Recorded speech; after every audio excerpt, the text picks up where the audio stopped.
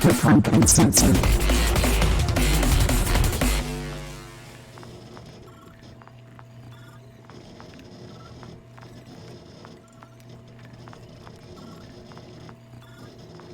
I'm also spending my ISP on the two skills that I felt I should have had more of last video. Hey, we're officially live. Everybody can see us and hear us now.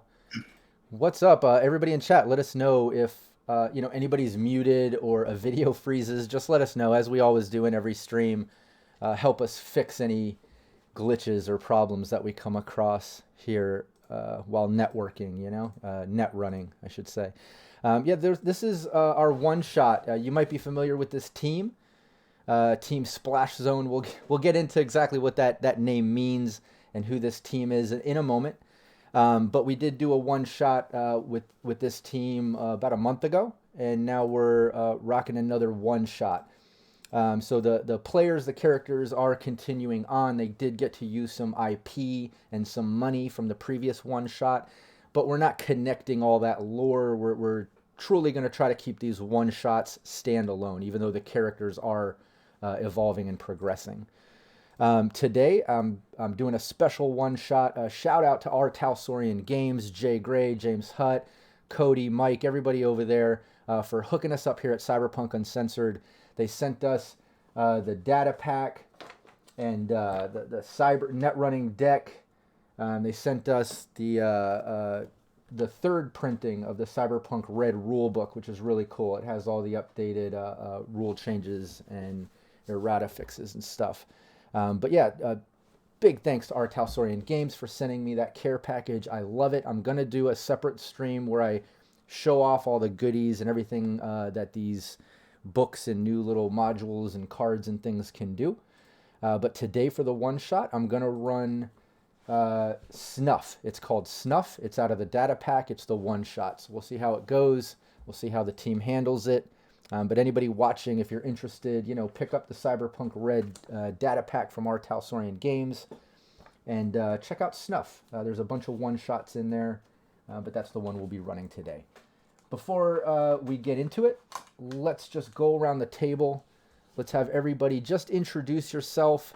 Let people know, where they can find you online or what you're into, just, on a personal level as a player. And then introduce your character, since no one is really up to date. Maybe some people didn't meet the characters in the previous one shot. So after you introduce yourself, introduce your character. Let them know, the role. I know this entire team is multi-classing, which is really cool.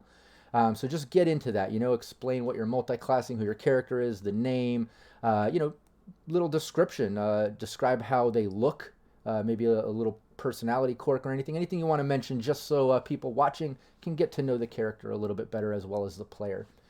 So let's do it. Let's start off with Kevin. All right. Hello, everybody. I'm Kevin, and I'm going to be playing a Weaver, who is a fixer and a Netrunner. As far as how he looks, he's kind of got some white hair. He's got a long, drawn face, kind of an older gentleman. He's got a cyber arm, and a full sleeve tattoo, and you can find me on the Cyberpunk Uncensored Discord. I usually go by Savage and Canavage, as I am in chat as well. But other than that, here to have a good time. Hell yeah. Howard. I'm Howard. My character is Atticus, also known by Durden, although he's having a hard time making that stick. He is an exec solo, and he has a bit of an addiction problem to synth coke.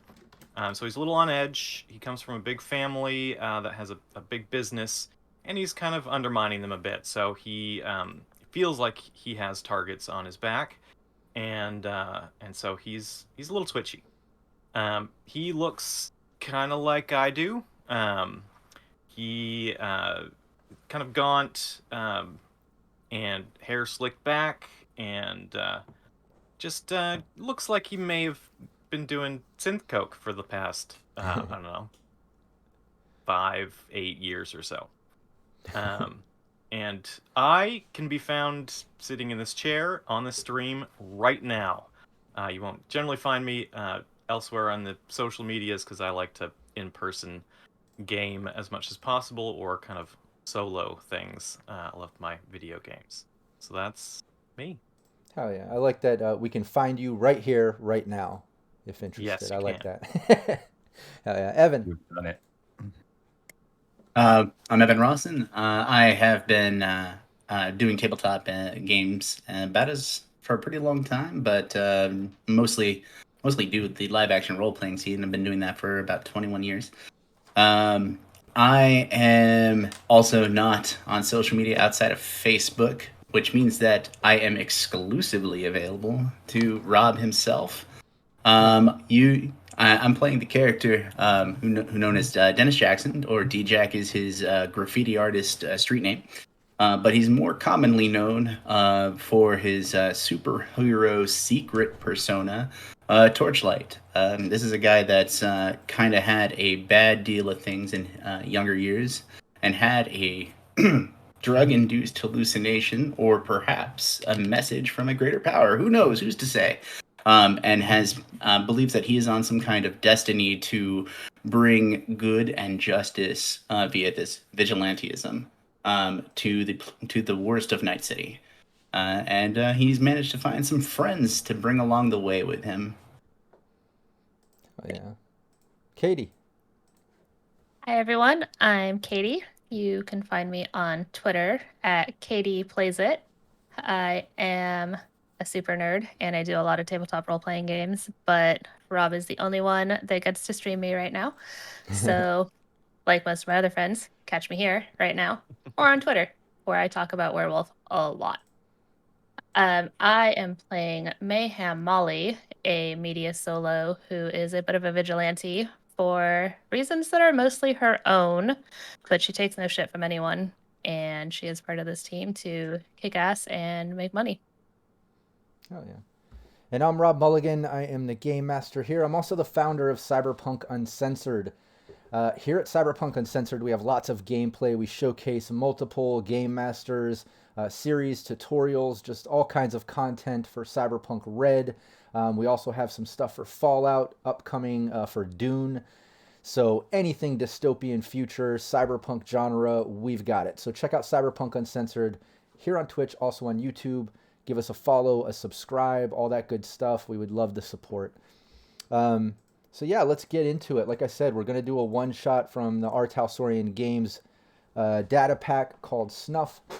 And first off, shout out to Sirenscape, our official sponsor here at Cyberpunk Uncensored. I'm just going to get some out in the street sounds going, just some city sounds. Now the team runs... well, they don't run. They run a page. I guess let's explain before we get into it the team dynamic mission, team business or brand, I guess we would say. You guys run the SplZone. Does somebody want to explain the SplZone and what you guys typically do? Evan, you want to take it over, being the head honcho? Well, the SplZone is kind of it's kind of an interesting place. It's primarily our source of income. If you really want to get right down to it, it's where people can go to our page, see various, shall we say, blogs from our writers, videos about the capers for justice that we are performing. And hey, if you happen to contribute to our wonderful donation link, then perhaps you might get yourself a personalized shout out while we are simultaneously knocking the teeth out of the bad guys. So hey, pay for justice. It works. It really does. Crime doesn't pay. Justice costs money. So give us a visit and make a donation. Oh yeah, perfectly put. Yeah, so I love it. It's like a vigilante group, but you actually run a page where people can, fans can view the action, see you guys kind of bringing justice to the streets, punishing bad guys when you can. And it's called the SplZone, as close as you can get to the combat without getting wet, without getting bloody and fucked up. I like that. But yeah, the team has a home base that they've basically made their own. It was an old abandoned church in South Night City, I believe. And yeah, last one shot, it got blowed up, but you guys made enough money. You were able to fix it up. You exposed the baddie in that one shot. Everyone should check out that previous one shot to get all those details. It was a lot of fun. But yeah, you guys are in your home base. You're in the church. You guys met up for the day.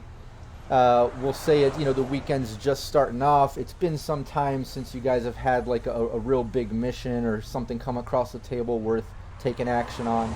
You're getting together just to kind of see what's going on, what you might be able to get into. Whatever your morning rituals are, getting together. That's what you're going through. You're getting together, just chatting with each other, and we'll say you guys are checking out the daily scream sheet. And here, I'll bring that up in roll 20 so y'all can take a look at that.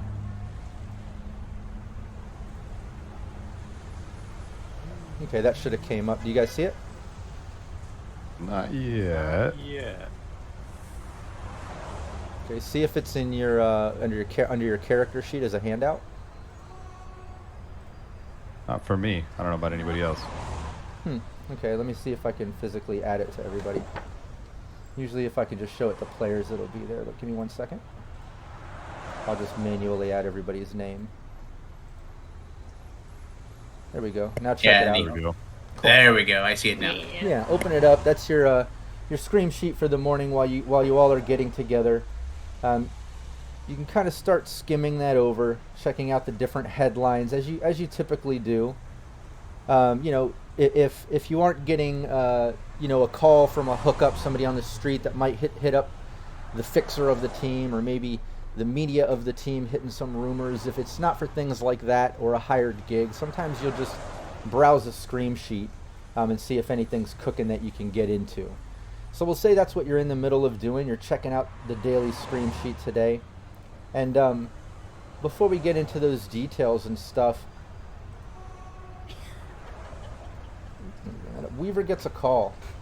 Being the kind of fixer of the group, he does some networking. He has some random hookups around the city, but he's getting a call from a guy called Maximum.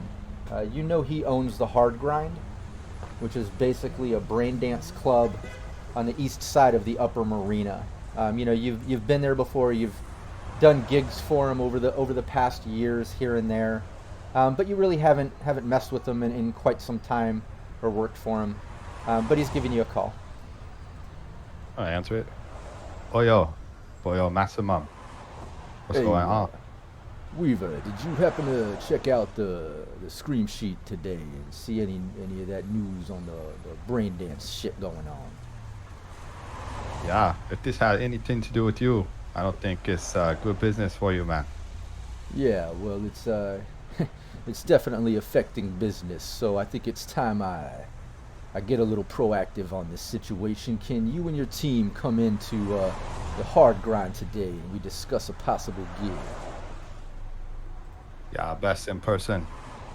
Got some questions about this if you asking us to make it go away, Yes, of course. So check out that brain dance info that came out in the scream sheet today, just to get yourself a little up to date with what's been going on in the city, and come on into the Hard Grind as soon as you get a chance. I talk with the boys. We probably see you tonight. All right, sounds good. Thanks so much. He hangs up. I'll address the crew. Hey, sound like we might have a gig. You look up this brain dance perversion leads to death on the stream sheet. Yeah, I'm not feeling super great about it. Yeah, Molly kind of taps the spot where her brain dance recorder is. Not good for me either. How does that even work? Well, let's find out, you say, yeah? Yeah. How does what work? The corporations that are releasing a variety of clearly untested chips that are being used poorly and people are dying from it? No, that's just another Tuesday. Yeah, I would say it might be kind of cool, for viewers and everyone, if somebody, Torchlight, Weaver, Mayhem, Atticus, whoever would want to, just read that little brain dance perversion leads to death article out loud, please. Sure. Brain dancing perversion leads to death. Brain dancing is all the rage for immersive entertainment, but not all virtual experiences are enjoyable. 2 days ago, Zetech exec was found dead in his office, plugged into a brain dance viewer. The BD he was viewing was a black market snuff experience with poorly constructed safety mechanics that caused the exec to die from shock. The day before, the Night City PD reported that a woman was found in her apartment dead. She too was plugged into a brain was a snuff a gangster at a rave died while jacked into a brain dance box using a snuff chip. The manufacturer of the chips the BDs were loaded into, Zetech, has called for an investigation into these snuff chips and claims no legal responsibility for them once they leave the plant. The Night City PD is concerned because production of a snuff BD means that someone was murdered in the process. No deaths in the last year fit a cause of death matching the recovered BDs. These are clearly custom jobs made by a black market source. Yeah, so if you all want to discuss that for a moment, feel free. Any thoughts on any of that sort of stuff? So Zetech, they make the hardware, but they don't make the entertainment content. Those are just made by whoever makes brain dances. They just use the equipment, yeah? Yep. So could anyone that was capable of making brain dances make these things? Yeah, even we could with some of the tech that's in Molly's head. This is serious crap, That then. looks And like that. I'm happy to punch some faces, but do we even have a lead? Well, we have We're a gonna find out. potential client that might. That's good. When's the meet? As soon as we're ready. I told him give us a little bit, but I'm sure we could head over soon if we need it. If we're just going to talk, I can go now. Is this a person you're familiar with, or is this a new client? I worked with him in the past, but it's been a while. Not since I hooked up with you two. And Do you we're wanna do- recording. Hmm? We're recording brain dances for essentially our clients. Could this happen with the brain dances we're making? Sounds like we'd have to kill someone to kill other people with them, though. Yeah. Well, I mean, there's it happens. supposed to be safety stuff in place to keep it from killing you. I imagine it takes a bit of work to get those out. I'm guessing stuff like if your body starts reacting poorly, it kicks you out or something like that. A little bit of separation between your body and your mind. I don't know. I don't know how it all works. I just know that it does. I make Yeah. the stuff. It doesn't kill people. I mean, hey, I've had a pretty big experience with a brain dance a long time ago. I know that stuff can be crazy, but I'm not exactly familiar with the safety stuff. So, but I don't think that's super important. Do we want to set up a lookout, or do we all want to be there, Weaver? Well, this guy is sort of trustworthy, but you know, he could pull a fast one on us. I guess probably better if we were all there. Okay, I'll trust you on that. Harder to pick off all of us, unless they're gonna gas the whole place, you know. But he's taking us to his private business. I don't think he'd do it there. Yeah, sure. We've never been attacked while we're all in the same room at the same time. That's never happened. I just simply look at a portion of the wall that was recently reconstructed. To be fair, we were outside at the time. The entire front of the building that was reconstructed. Yeah. Yeah, that entire thing. But if you think it's safe for us to all be there, I'm down with that. Make sure you have your recorders going so we have evidence if we need it. Hey, Molly. Always. All right. Then Want me let's to go give meet Jerry a this call? guy. Give him a call. All right. You wouldn't make us walk, would you? You know, sometimes the exercise is good, but I don't like to walk, so. Hey, Jerry. Master Atticus, pick us up yes. some I'm here. You need a ride, yes? Yeah. come on down. Certainly. We're at the church. I'll be right there. Yes. All right. See you soon. Yeah, he hangs up. And, to streamline, we'll say not long at all, 15, 20 minutes, Jerry's showing up. He's always nearby for your ride. He is your quote-unquote minion as an exec, even though it is a different situation. But he's there. He picks you up. You're all able to get into the sort of tinted-out SUV and make your way over to Hard Grind. Now, Hard Grind is a brain dance bar, brain dance club located in the east side of the Upper Marina. Like I said, the front of the club has been recently renovated. Something all of you have been familiar with, if you think about it. And I'm going to bring up the map that I have for Hard Grind. Little brain dance club. Nice. There it is. But yeah, you pull up, and it's as you remember. Weaver has been here before, and maybe not all of you have been here before, but Weaver, as a fixer and doing things in the past, jobs, he knows maximum. He's been here. The front of the club has been recently renovated. Aside from that, it's a brain dance club. Do y'all want to enter? Yep. Yeah, sure. Yep. Yeah, you go inside, and it's what you would expect. There's a bunch of brain dance machines, a bunch of couches. There's 2 bouncers, 2 solos at the door. Weaver recognizes them. They've been working for Maximum for years. Very skilled solos help Maximum, not just with security at the brain dance club, but Weaver knows on a personal level Maximum has these guys kind of do side gigs for him sometimes.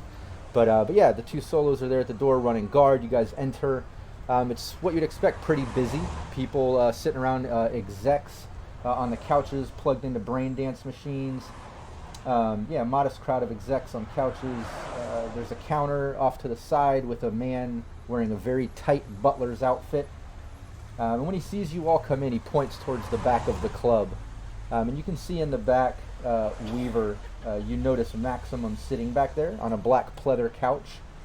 And next to him is a very large brown bear polishing a shotgun. And at closer glance, you can see the bear has a set of glowing green cyber eyes. But Maximum is sitting back there. When the butler kind of points and you look, he makes eye contact with you right away. Weaver gestures for you to come over. All right, we head over. Yeah, you walk over. Have a seat. Let's go over things. Welcome. Haven't seen y'all in a long time. Nice to see you.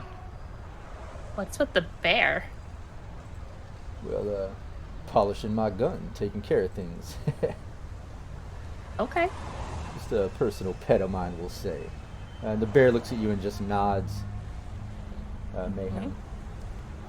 So obviously it understood what you were saying. But yeah, Maximum goes on to explain. Some slag is flatlining people using Snuff BDs, and I basically would like y'all to hit the streets and get to the bottom of exactly who's responsible for this. Find out who's responsible and, expose them. Find proof of what they're doing. Take them out if you must. Whatever it takes, I need this to end, and I need proof of who's doing it. So if you could hit the street and get on it, I'd suggest you start with Mr. Gasm. Mr. Gasm is due to be at a nearby night market, tonight at 1 a.m. So that's where I would start. And Who is this Mr. Gasm? Yeah, and if you want, everybody give me a 1d10. Weaver's going to get a little bonus here, being a fellow fixer. It's just a little rep check for the name.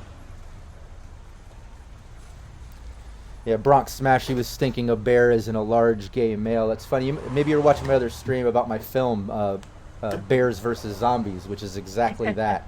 It's a comedy horror. It's pretty fucked up. You'll have to see it when we get done. Sorry about that, Weaver. For what? You're 3? On a reputation, isn't it good to get a low roll instead of a high? Oh yeah, it's better to be lower. Yeah. So that. Yeah, Weaver. Sorry about you, Weaver. Yeah, we split half and half. looks like you're doing that talking there, Torchlight. Yeah. If you heard of him before. Yeah, even with the bonus, like Weaver, it's not clicking with you who Gasm is, but Torchlight, you recognize the name. Um, Maybe because before he got kind of a little bit bigger as a fixer, he was a dancer and an entertainer, and you kind of being on that rocker boy graffiti artist, the artist side of things. Maybe you heard of him, but he's kind of a shady fixer. You know, he's kind of a pervert. He sells brain dances and um, some sexual ones and things like that. So he's just kind of a, I don't know, kind of a slimy fixer, sort of shady character. But you know, he does business. He's all about selling wares and getting paid, as any fixer. But you recognize the name, and as Maximum said, there's a night market at 1 a.m. tonight where he should be there. So the only words I say is, "Gasm." That tracks. No wonder I never heard of him, but you have, my brother. Shots fired. No. What time is it now? Do we have time to kill? Or You have time to kill if there's something you want to do. We'll say you went over to hard grind in the late evening. You know, you told him you'd be there tonight, so we'll say late evening. You spent your day checking out the stream sheet, hanging out with each other, prepping. If there's anything in particular you want to do before 1 a.m., you can. You've got a few hours. Otherwise, we can streamline to there.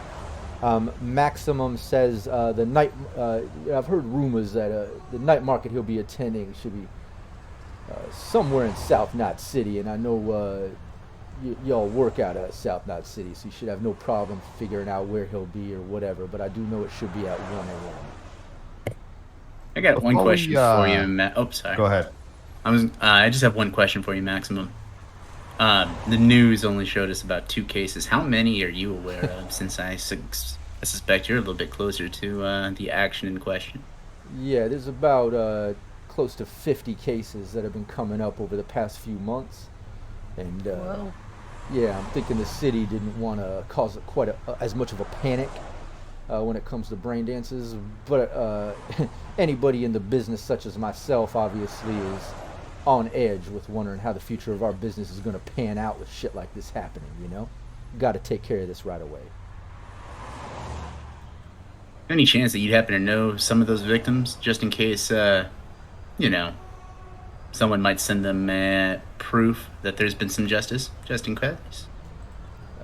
None personally, but No worries. You dig around on some of them scream sheets or something, you might be able to find somebody. I'm not sure, but We might do that. Thank you very much. all right. Well, hit One me last up. thing. Hit me up when you got some evidence, so you can expose this asshole, and we'll get you paid. Each one of y'all can get 1,000 eddies for this gig.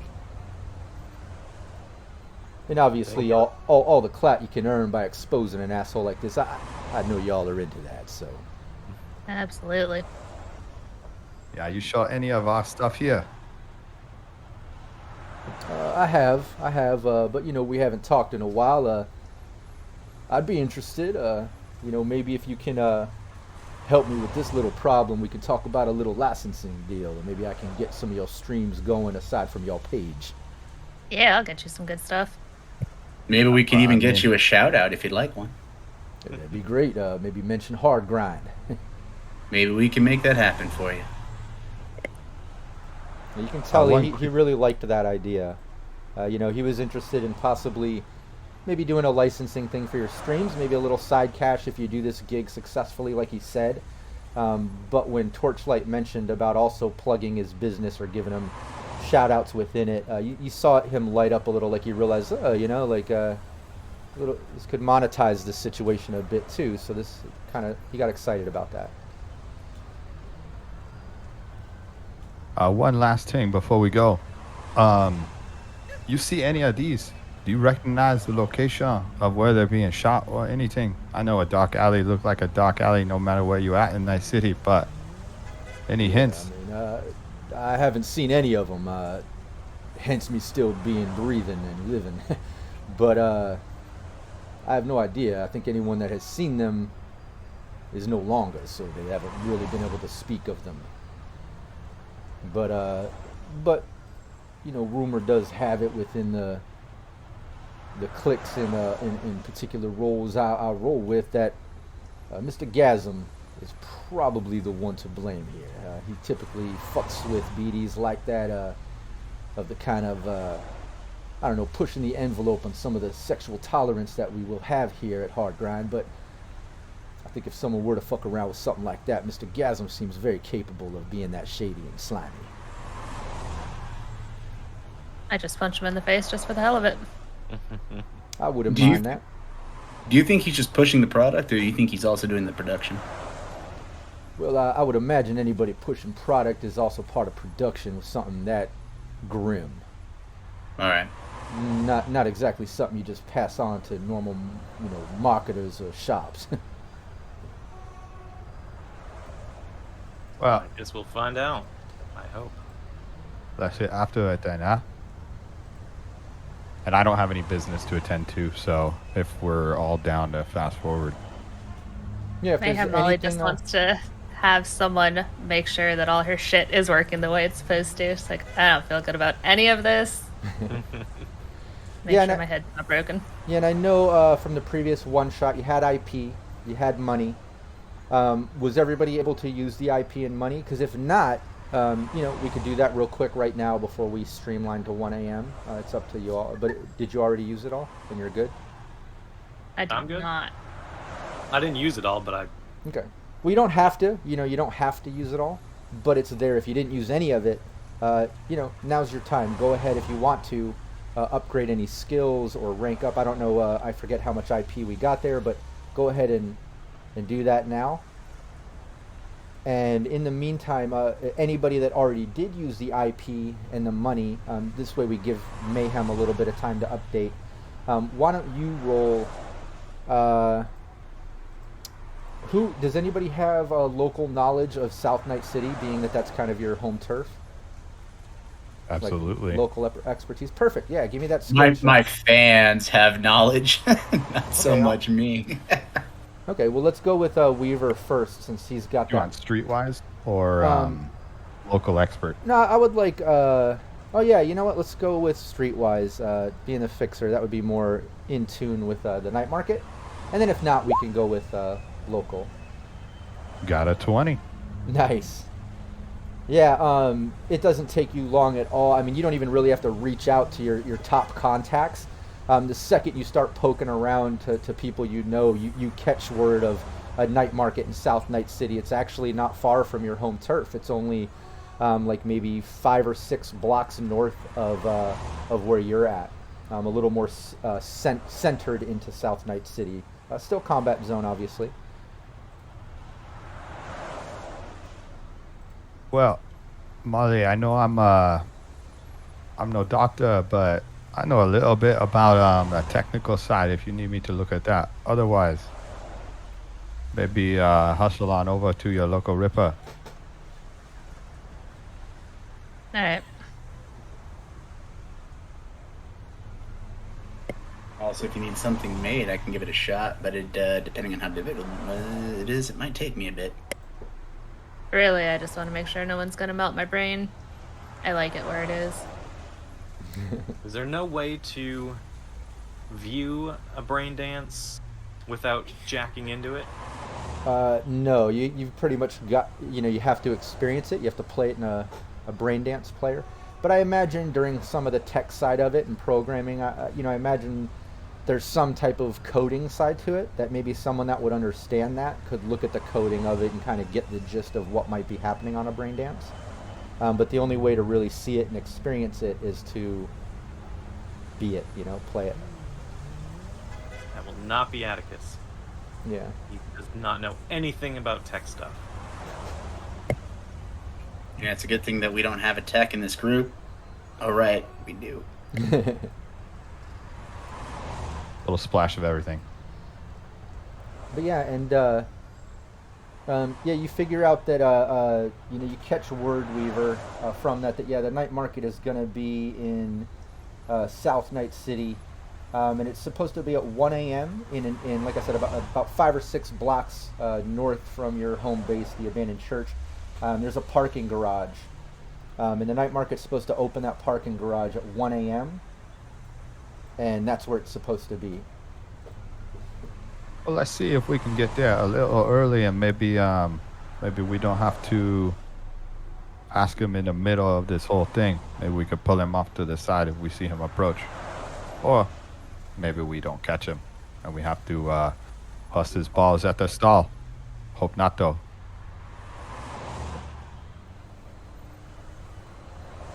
Is Mayhem? Were you able to use your IP, or are you still working on that? I'm still working on it a little bit, Okay. but I might not spend it, so Okay. no worries on my end here. Yeah, well, just you can do that throughout, but we'll get up to the 1 a.m. So keep updating if you want, save whatever you want, but yeah, you can do that. You head out. It's well before 1 a.m. We'll say it's getting close to like midnight or something. If you want to get there like an hour early and kind of scope it out or whatever, is that the plan? That's what you're saying, Weaver? Maybe not that early, but yeah. Okay. So what? Maybe 30 Just minutes like early? What are you thinking? 30 minutes, yeah, to see if we can catch him walking into the parking structure beforehand. Yeah.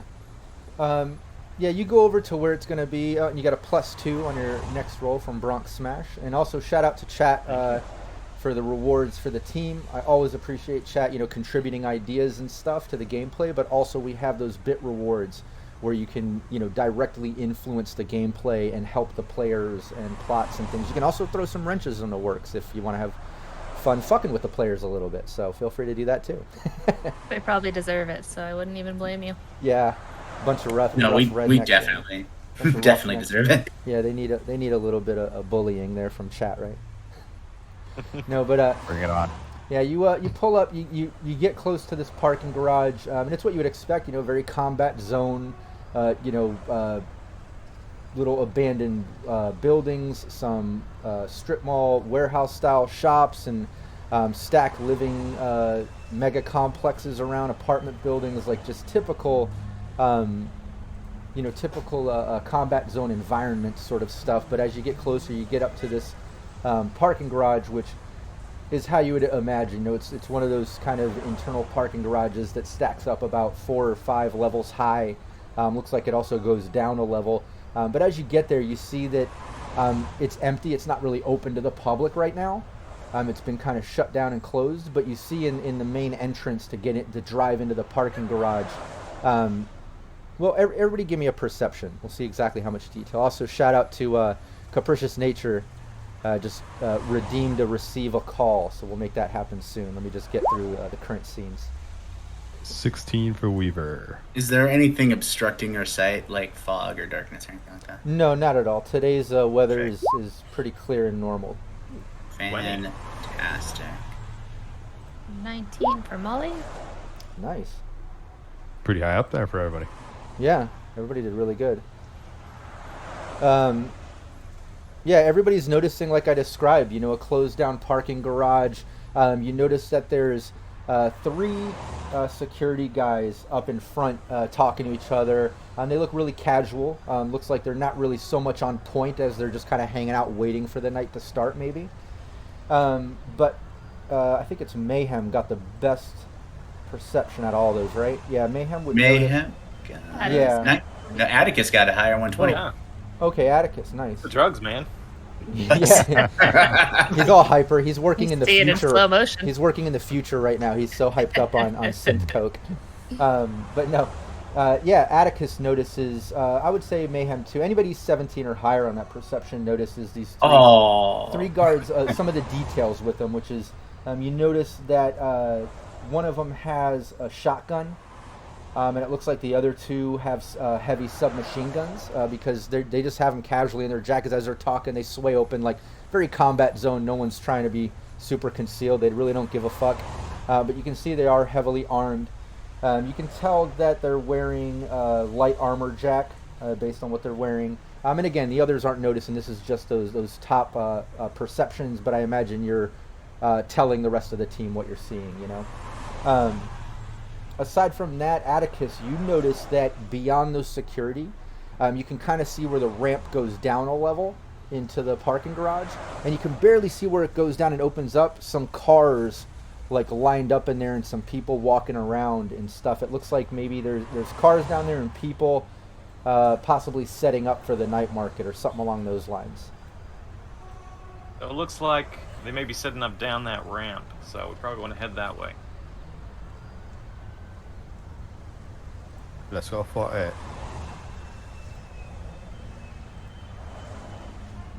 There's a spot we can keep the high ground and kind of watch from above. Yeah, you can. There's buildings all around. If you wanted to try to get on the roof of one of the abandoned warehouses that's nearby our buildings, you could also go into one of the living stacks and try to, get to a hallway or something where you can access a window to that side of the street. There's also shops and things like where you might be able to go down an alley and, again, access a rooftop or something. All that stuff is very feasible for edge runners in the combat zone. So whatever you want to, you let me know. Do we have anybody that's long range? You. Me? I'm not long range. I'm a short range solo. I We thought have you two had pistols among the entire group. I know. So We don't God, need lethal. so we like it close. I don't think we need an Overwatch here. No. Let's just go. Alright. Yeah, this is a perfect plan. I love every bit of it. We just walk in. That's what we do. Did you guys want to wait until the 1 a.m. official open of the night market, or are you trying to walk up there right now, or what are you doing? Weaver didn't see any armed guards. He just saw people, so he's just gonna start walking. Well, Unless all somebody all of you saw the armed guards. Those 3 solos out at the front of the entrance to the park garage. It's just Mayhem and Atticus that noticed the details of exactly what types of weapons, the armor jack. They also saw down the ramp the vehicles setting up on the lower level. So Mayhem and Atticus got all those details, but all of you saw the security out front. Yeah, the 3 guys. Gotcha. I'll just say, looks like we were maybe a little too late then to get them before they show up. Next time, That's maybe. unfortunate. I'll bet. Maybe a little earlier next time. Yeah. See if we can find this gasm guy. Yeah, I'm looking Sound forward like to when you that say that. introduction.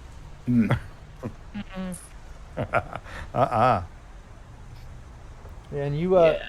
right now, Weaver, we'll say, Weaver, your phone, your agent is going off, and it's one of your hookups, your guys on the street. I think you've dealt with him before, Gunther, that sort of little blonde, spiky guy. Little guy on the streets. He's usually deals in information and things like that, but he's calling you. Okay. Pick it up. Oh, yo, Gunter. What you need now, man? Weaver, this is Gunther. Did you get any word on the braindance information's going on in the city? Yeah, we may or may not be working on it now, my brother. Oh, okay. That's why I was calling, because I know that you deal with situations like this, and there's very bad things happening with braindance, and I think the good people of the city could use your help a little. Maybe trying to figure out who's doing this. Lots of people getting fucked up. Did you see the new screen sheets today? Yeah. You got any info for us there, Gunter? Yes, that's why I call. I get information that there is possibly a fixer named Gasm who has something to do with the brain dances and maybe involved. So I was calling to tell you that maybe you hit up Gasm, but maybe be a little bit careful. He has lots of friends. Lots of connections. You're a fixer too. Thank you for the tip there, Gunter. Yes, well, hit me up anytime. Maybe other informations will come. Yeah, I'll let you know how it goes, okay? Okay, thank you. Maybe give me a shout out in the next video, yeah? Yeah, maybe, my brother. Okay. Very good. He'll He hang hangs up. up. Who's that? Anything useful there? Sound like guys might have friends in high places or a lot of armed guards around. So maybe we don't put put the pressure too hard. No, I didn't even see him around. Did you? Nah, but he should be down there. We just have to hurry up and wait. Yeah, and we can streamline too. Unless there's anything else you want to do for prep and entering the night market, or anything you want to talk amongst yourselves, we can get right up to about 1 a.m. if you want. It's up to you all. Weaver, I don't normally wear my other face to the night market, but do you think I should? That depends if you want to make an appearance as him or not. My other face also deals better with taking bullets. Ah, well. We're just asking some questions now here, right? I hope so. Very All right. pointed questions. You got All too right. many names, man. All right, I'll trust you to handle this with questions then. Oh, you're the one that knows him for some reason. No, it's just his name's come around in the artist circle. That's all. And we don't share the same kind of. Yeah, we don't really. No, I have no reason to know him on a personal basis. He's just a name that I've heard of people that are trying to have unique experiences, and he provides them. Never heard of anything this dark though, but it doesn't surprise me. I like unique experiences, and this is not my type of unique experience. No. Well, All right. let's go in. Clock's ticking. Yeah, let's do that. Let's go. So we'll wait for 1. Yeah, you notice that right around 1 o'clock, there's already kind of a few cars pulling into the garage. People getting out. They look like they're kind of partying, talking to each other. You hear music thumping from the lower level. Like right at 1 a.m., some music starts up.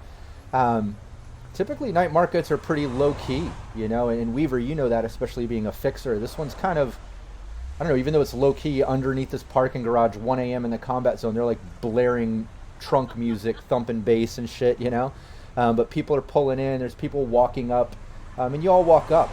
The 3 solars are there. They just kind of look you all up and down and step aside just to let you walk in. Any way that we could recognize this guy, or do we gotta ask around? Yeah, we'll say that as you walk in, you walk down the ramp. You notice there's the night market is fully going. Music's blaring. There's people walking around. This night market is basically a bunch of small cars, all parked in a big circle on this bottom level, with all the trunks open and facing inward. Where all these fixers and people are kind of just selling their wares and gear. You see just random items going on and such. But Torchlight, upon getting down to that bottom level, doesn't even need a perception roll to see Gasm. You've known him before. He's easy to pick out of a crowd. He's easy to spot. He's a skinny dude, decked out in a light jacket, decorated in female and male genitalia. And one thing's for certain with Mr. Gasm, he has good rhythm, and that's evident in the fact that in between every sale, he's dancing to the music and kind of tearing it up. Torchlight, his history of a dancer before getting into fixer and stuff. That's kind of how you knew him from the rocker boy kind of scene. Even though you guys aren't the same type, it's not like you're, like you said, you know him personally, you're friendly with him, you just know him, Right. But you absolutely pick him out. He's in the back of his trunk. You just made a sale. He's dancing. Someone else walks up and he's talking to a customer, showing off stuff in his trunk, and just talking. I go ahead and when I see him, I make eye contact. I just do it like a little nudge to Weaver and say, "That guy, that's the one." I'm guessing the others are paying attention when I say that too.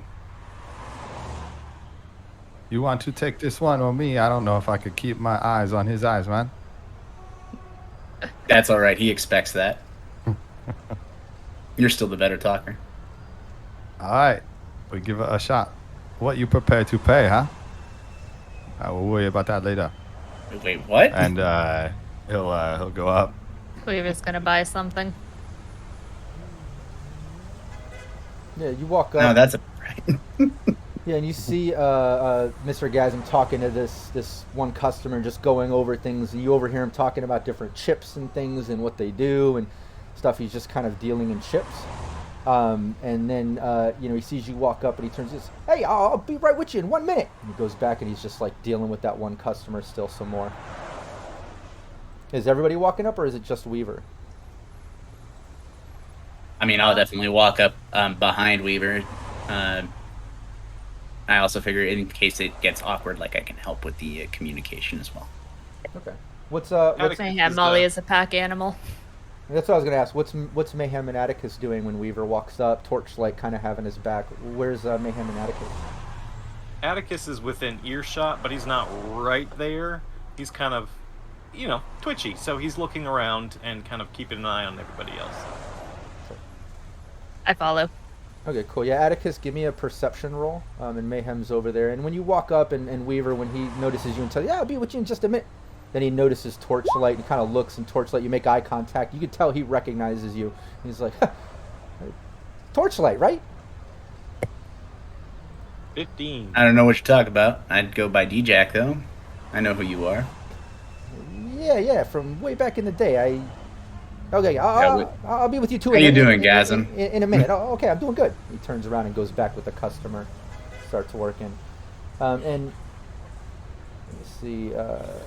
And by the way, whatever he's selling, is it like in view? Like, can we get an idea of what he's doing business with right now? Yeah, you see in his trunk he has all kinds of chipware, and all kinds of other chips too. Not just chipware like skill implant chips into like a chip socket, but you see like little brain dance discs and chips, regular video chips, just all kinds of chips and tapes and discs. All face stuff.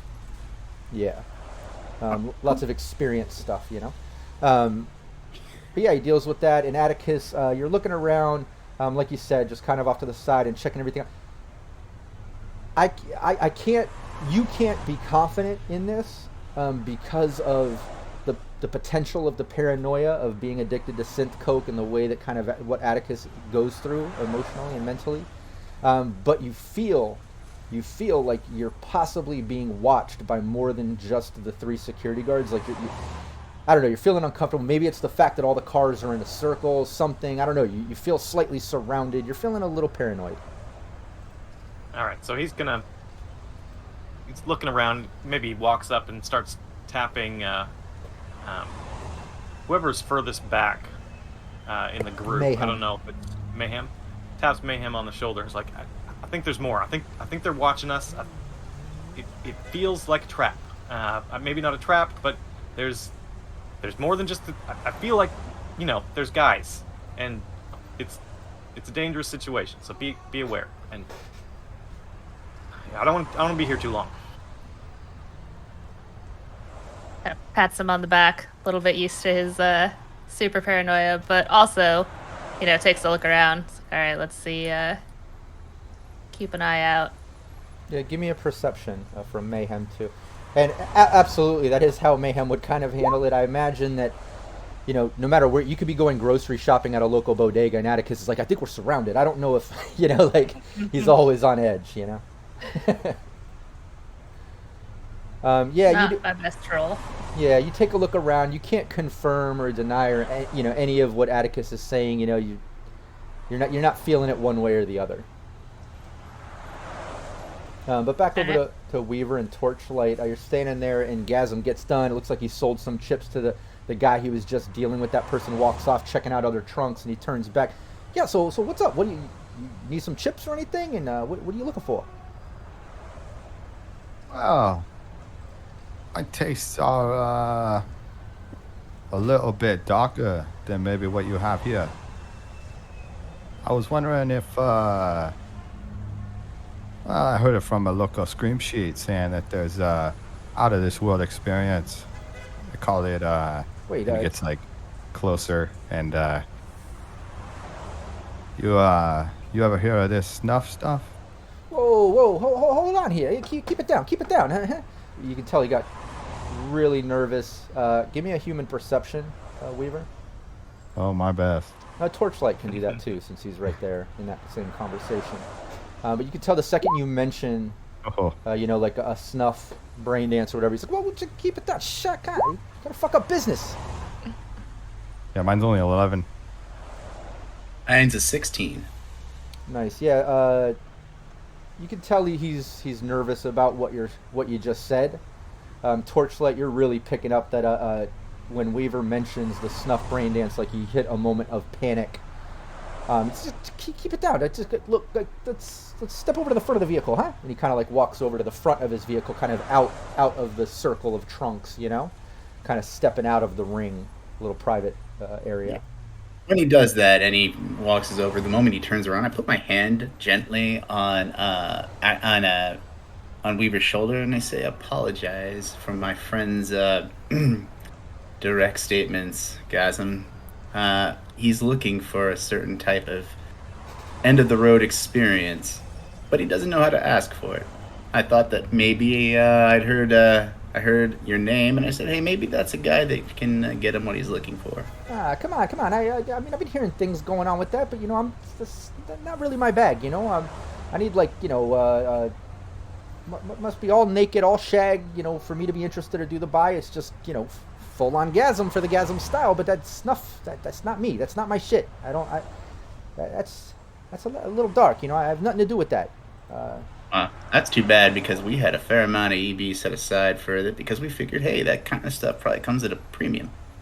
But if you're not the guy who can make that money, then, well, we're sorry to waste your time. Yeah, if you or Weaver has bribery, give me that roll.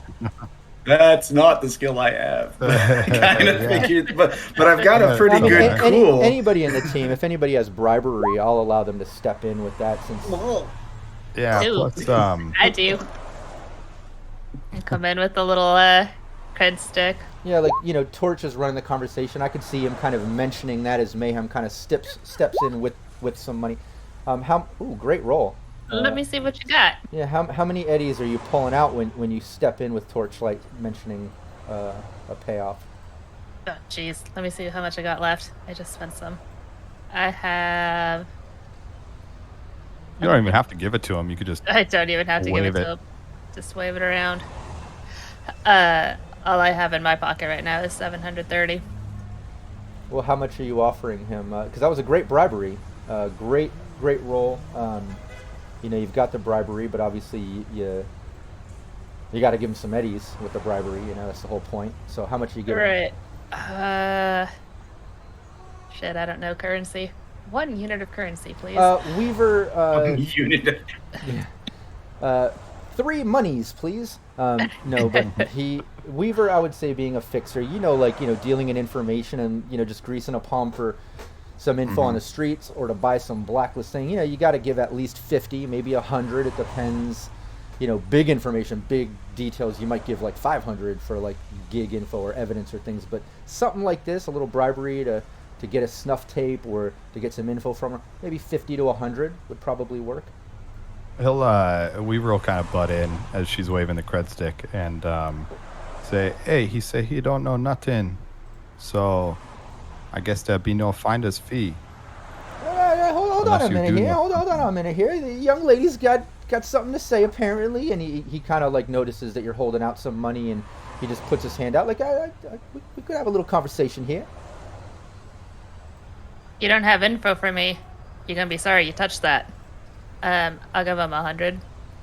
Yeah, he takes it. He quickly flips it. Yeah, and he puts it in his pocket. Look, like I said, Gasm doesn't fuck with that sort of shit. For me, it's got to be full Gasm, full straight up like that. It's got to get the satisfaction and get the people happy. But I got to be honest. There's whispers on the message boards of a guy that does deal in some snuff BDs. Goes by the handle Satan. That's your guy. Look into Satan. It's not Gasm. Whispers on the boards are saying BD snuff sort of shit's coming out from a guy with the username Satan. Of all names, yeah, right? While they're doing the exchange, I'm going to go ahead and keep an eye on Atticus, since Molly is now in the conversation. Someone's got to keep him from... Someone's got to keep an eye on Atticus. You look back, Atticus has his gun out, pointing it at people. I know you're joking. That wouldn't be the first time. I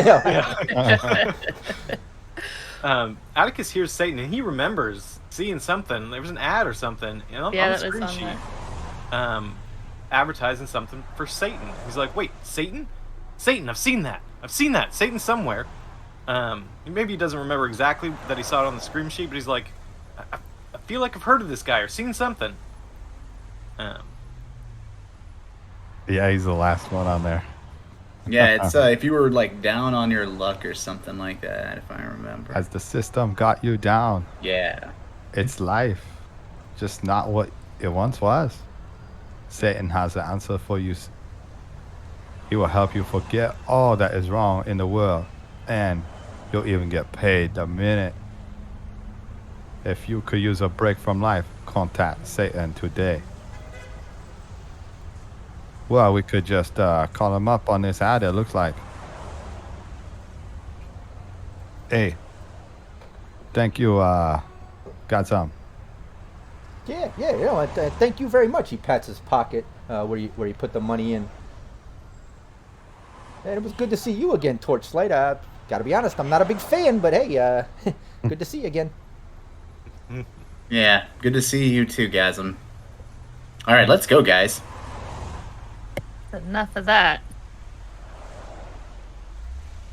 He goes to shake your hand as you're leaving. Gross. Oh, it's sticky. No thanks. Torchlight, out of a sense of fucking decency, takes the hand and Mayhem shakes always it. guiding no, Atticus out. Let's go. Oh, it's sticky. And then he leaves, and he tries to find something to wipe it off on.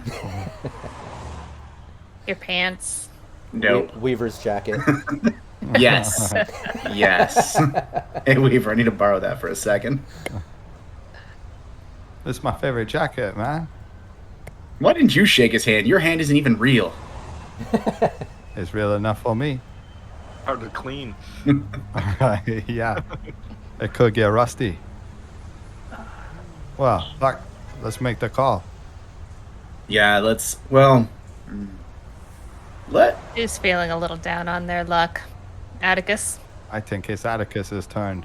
Yeah. Oh, before we do that, guys, you want me to ping the fan base and ask them, hey, anyone ever worked with this Satan guy before? What was your experience like, type of thing? I want to find out if maybe this is possibly just a rabbit hole. What do you think? I'm think it's worth it? pretty sure Satan just kills you.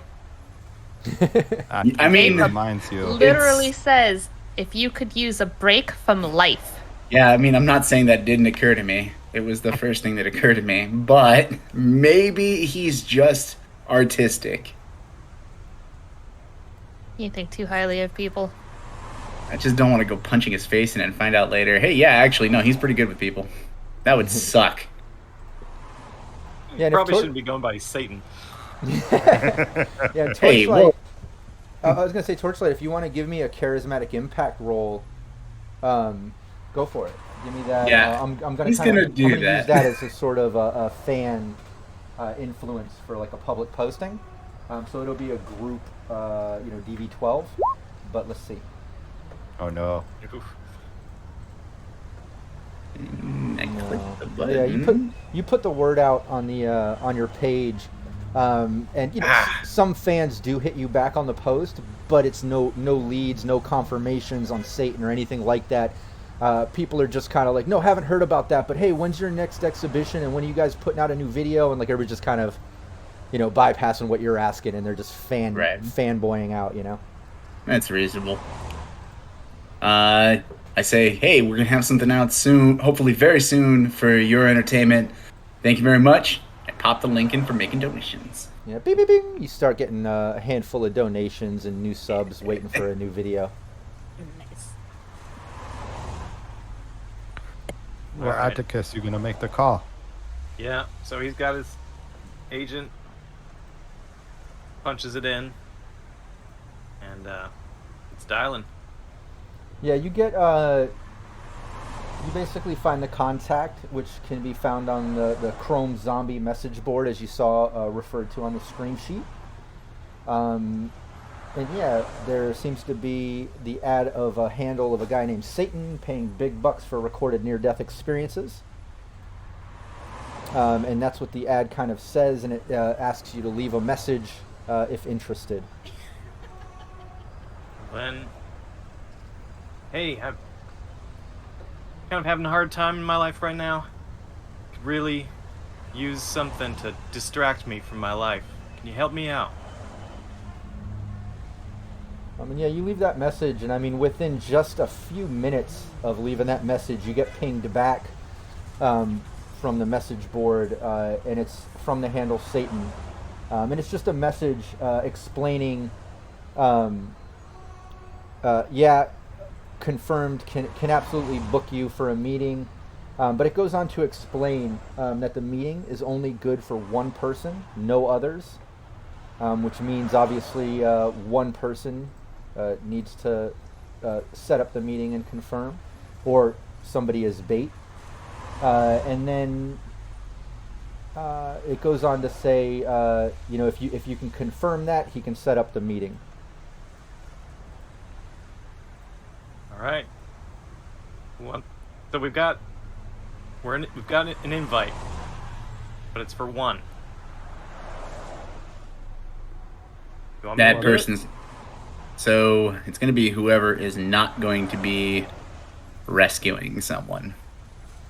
I'm willing to take the fall if neither of you guys want it, but I don't know. I'm pretty sure you're going to want me on my feet. And you can do, if everybody wants to give me a deduction roll, or if you have something equivalent of kind of, anything you might think as a skill to brainstorm the information you just got. Otherwise, a deduction would work for me. Who's the least stealthy member of our group? I think it's Atticus, right? Let's see. I think we're 5 pretty and close to 2. the same at least.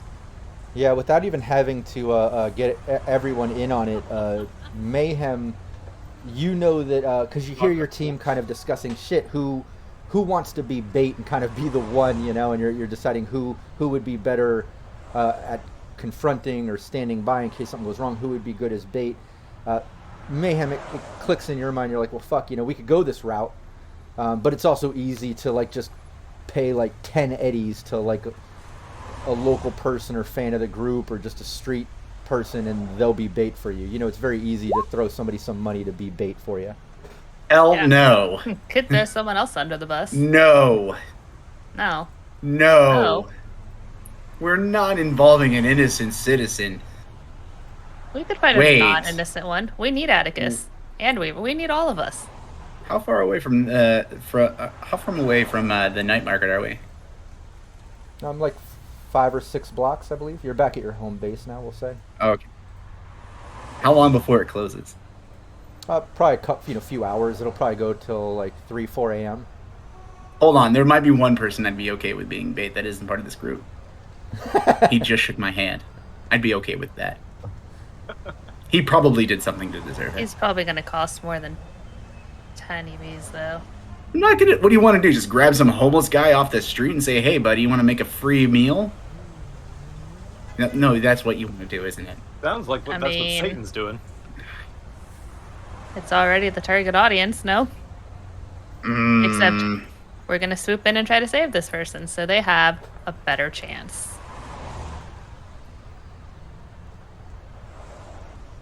Or Listen, mine. if we think about this tactically, right? Both you two, and he looks at Mayhem and Torchlight. Both you two can handle yourselves in a fight. If you look at me and Durden, we're more the support type. But Durden at least can keep his weapon concealed now, yeah? So you two don't need a weapon if they make us get disarmed before we enter this near-death experience. So just think about it like that. We don't have to involve no homeless people, no gang members, but if we're looking for people we don't like, I know a few. Molly and I are the ones that are most likely going to be not detected by if we're going to try and infiltrate and rescue whoever the bait is. So I think Molly and I are best not involved in the bait. But if you really want me to take it, I'll take that bullet. I don't mind. Let's just feed him a gang member. We killed 2 birds with 1 stone. Or you can just randomly collect a gang. Okay, no, that's Right outside the door. Yeah, Come on. probably. Yeah, that's true. Okay, yeah, I'm okay with that. If we can just like go and find some dude who's mugging a poor citizen, let's go grab that guy right now. I'm down with that. I'm okay with that. That's justice. Let's do it. But how would we get him to say what we need him to say? We don't need him to. Oh, that's. Yes, we do. I was up. We I go was tell all- him that we have a job for him. Make the appointment no matter what. I don't know if you ever respond and say, yeah, I do it. 'Cause maybe Did this you- will be for tomorrow, and you're just going to keep this guy you beat up in an alleyway for 24 hours or something. Wouldn't be the first time we've done that either. All right, I'll ask for a time and place. They'll Yeah. respond asking for where and when. Yeah, you hit back and confirm and try to get the details, and it locks in you to a schedule. That basically you get a reply back saying that you can meet at this location at 3 a.m. And it gives you the address to a place to meet up. Jordan, did you have to give a name with this appointment? No, I don't think so. I think I could probably just make up a handle since this was, I think, on a message board essentially, right? Yeah, it's on the zombie. What was it? Yeah, the Chrome zombie message board. So yeah, you could make up a fake handle or account to respond to this or hit it up. If you're going to be picking victims, then give them a little shot of what you got hidden in your jacket there, and send them after it, huh? Me? Yeah, you. Yeah. Yeah. I hate the idea of this, but I actually think Durden is the perfect bait. Yeah. But I hate putting him in this situation where he is right about everything. Better him than me. Let's do it. All right, Durden, you good with that? All right, you guys better rescue me, right? Like, I'm counting on you. I'm gonna come and get you. Don't worry. Yeah, I mean, Who else You're is the one gonna with the keep me on your wheels. toes if I don't have you? oh yeah, also that. I'll haunt you. I will haunt you. I know. I don't have a car. You're my only ride, man. We'll even Gotta carry account for something. we'll even carry some of your medication for you if needed. All right. Okay, I can do this. I can do this. Let's do this. Absolutely, paranoia is setting into Atticus. He's not the most stable one in a stressful situation. We'll say that. Yeah, It'd be great. I think all of Maybe us that'll know work. how this is gonna go. That might work in his favor because, if somebody's down on their luck, they're probably doing some drugs, so... Oh, that's true. It's definitely the most convincing. Yeah, I mean, he's That's got a the bags silver under his lining. eyes. You'll be fine. I promise. I don't know if I'm believing you, but... What? Look at this face. How So could you where not? where are you going to meet so that we can observe the pickup? Where am I going? Does anybody have local knowledge of Old Japantown? No. Nope. But But I have an I'm- agent. So I'm super Yeah, give terrible, me, and my local expert just says home, but my character is Japanese. Could that be home? No, I had a home. I don't remember where it is. Well, yeah, you can give me library search, and if you're using your Eh. agent, you get a +2 at least. So Yep. So I've got a 14 on that. nice. Anybody else want to look it up? I forget who was the first one that asked. That was me. Oh, okay. Mayhem Molly can't read, apparently. yeah, nothing good out of me. Hey, Atticus got a 16 with his agent. Nice. Yeah, that'll do it. Anything over 15, you pull it up. It's actually not a current listed address or anything like that. When it comes up, the location, it's like it's actually an empty lot next to a construction site, and it's right there on the edge of Old Japantown where it meets the hot zone. So you know that area is very much like under construction, heavily abandoned or scaver style. And yeah, the location you're pulling up is just kind of a big empty lot next to a construction zone. And the reason you see that is when you look up the library search, you're seeing some articles about that area being rebuilt up, and future plans for buildings and things to be put up after they clean the area and clear it out and things like that. Not a whole lot here. It's construction. Hopefully there's some places you can hide out nearby. Construction? Sounds like high ground to me. That's what I'm hoping. We'll have to We go didn't there to need see. high ground. What, did you say we don't need high ground? Lot. Come Molly on. sticks her tongue out at you. Underground parking lot. Oh, I hate those. I'll figure it out. Figure it out. Gotta scope it out.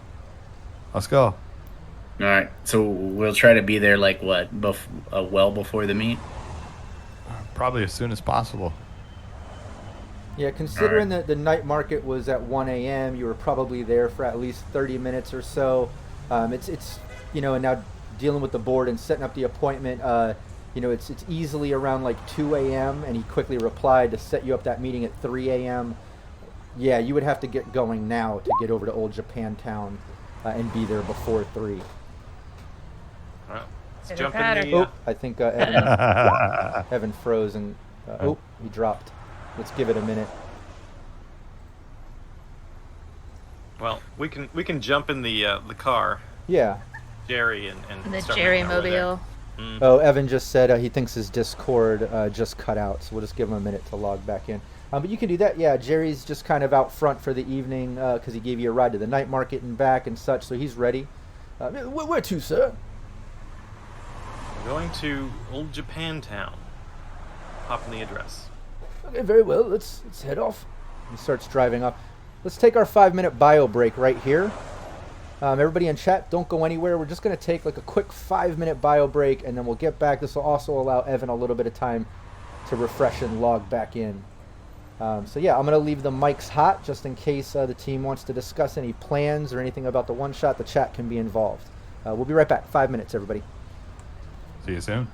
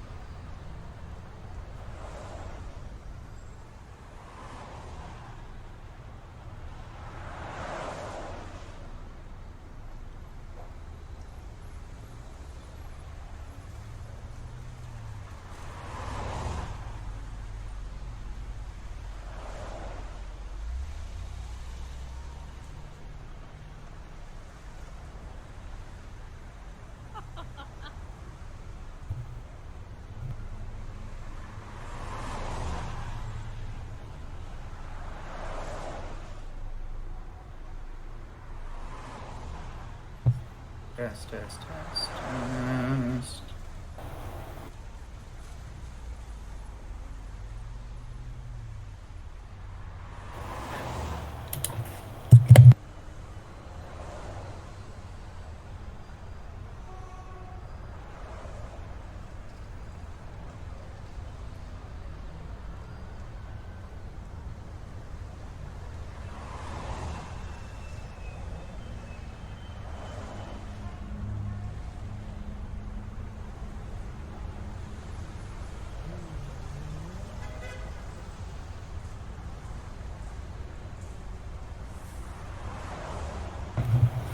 Am I coming through?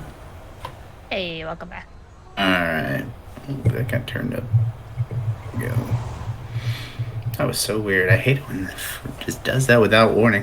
I take it we're doing a bio break? Yep. How much time I got left?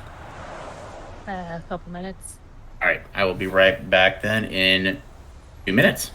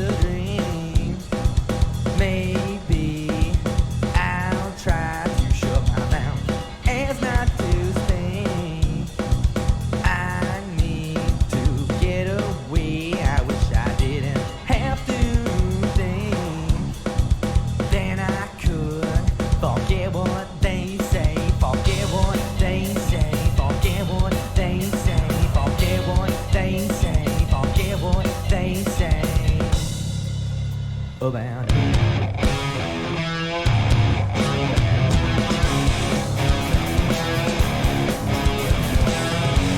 nobody cares for you but you. It's so hard, it's so hard, so hard, so hard. Unbelievably true. It's so hard, it's so hard, so hard, so hard. Nobody cares that much about you.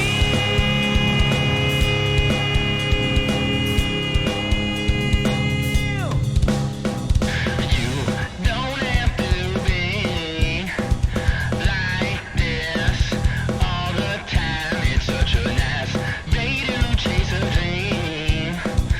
Maybe I'll try to shut my mouth as not to speak. I need to get away. I wish I didn't have to think. Then I could forget what they say, forget what they say, forget what they say, forget what they say, forget what they say about me.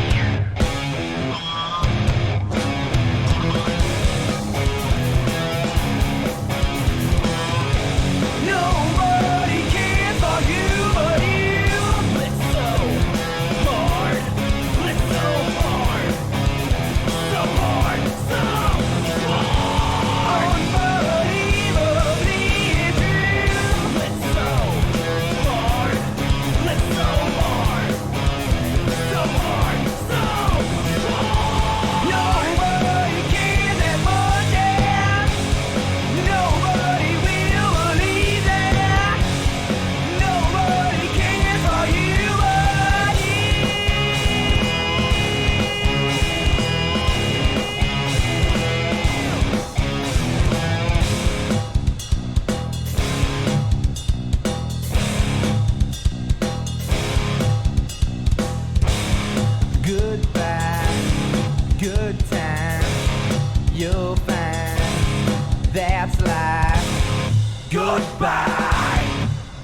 time, you'll find that's life. Goodbye, good time, you'll find that's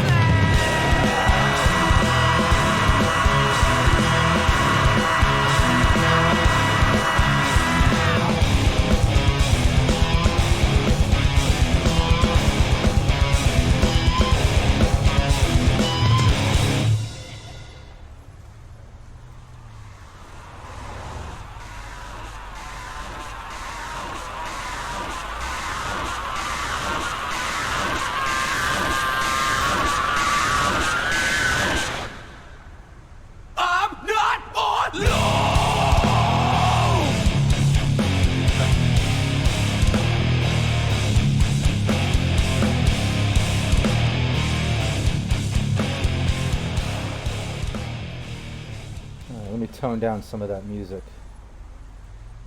Alright, we lost Evan? Shit. I think he's popping in and out. Oh, okay. Let's give him a minute. Then we can get back from break. Everybody in chat, thanks for hanging out, being patient. Bear with us. We'll be right back. Give Evan a moment.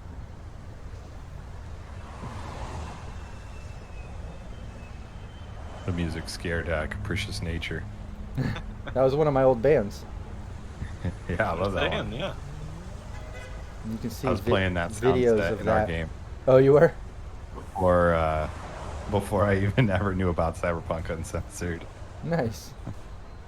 Yeah, I have like I don't know, 4 or 5 albums worth of material for that band that I wrote and recorded and did, and I think we gave like a full album and a half to Sirenscape. And then I've got my solo project that I'm giving to them, the full album for a Nomad sound set. And then I've got my industrial rap activist group, Godpawn, which I'm trying to get them to use some of that too. Because I got like 3 different music projects, all different styles. So, Dang. all right, cool. Evan's back. Let's get into it. Let me get rid of our overlay. Oop.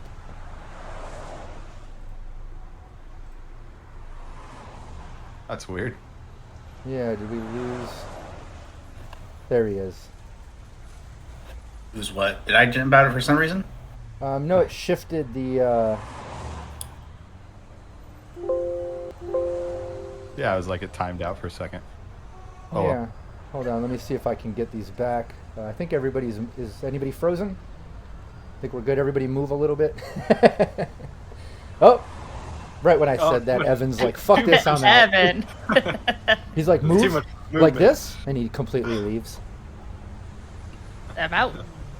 Oh, Capricious Nature says, no, the random laughed freaked him out. He loved the music.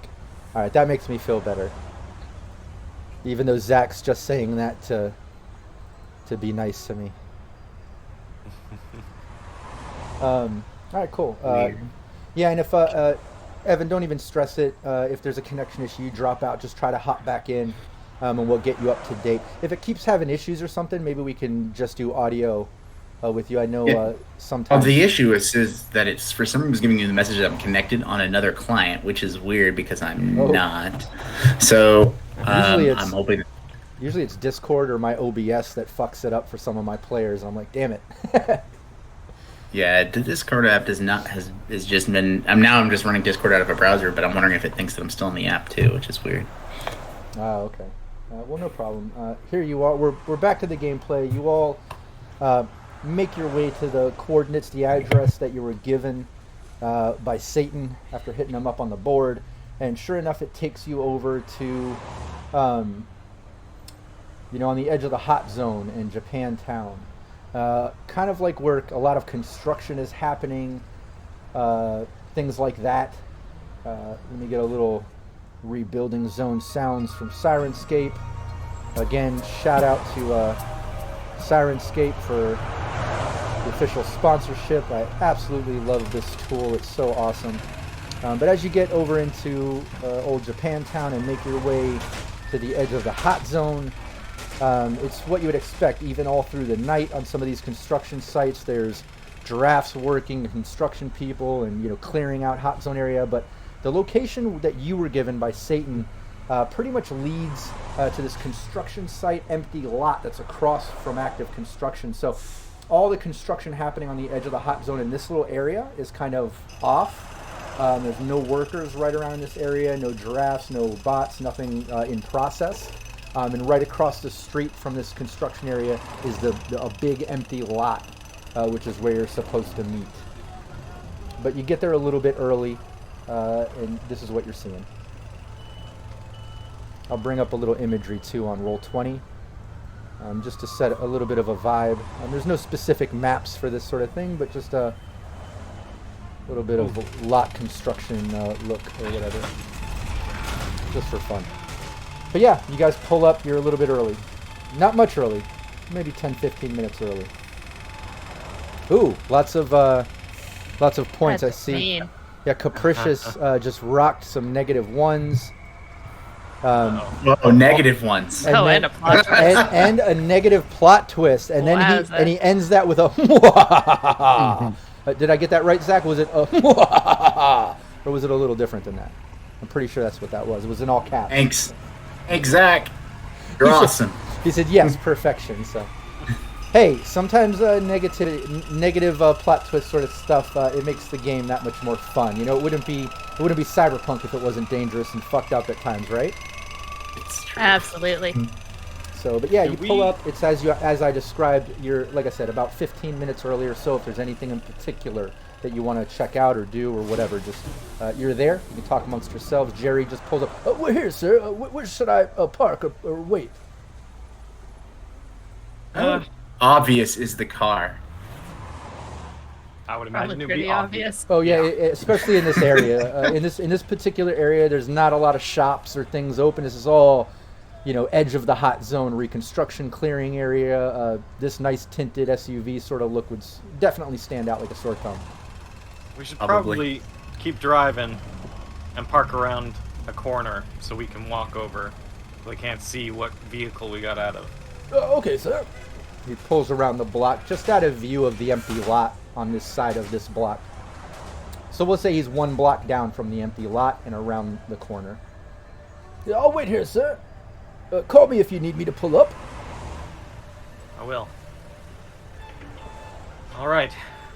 Well, let's do this, I guess.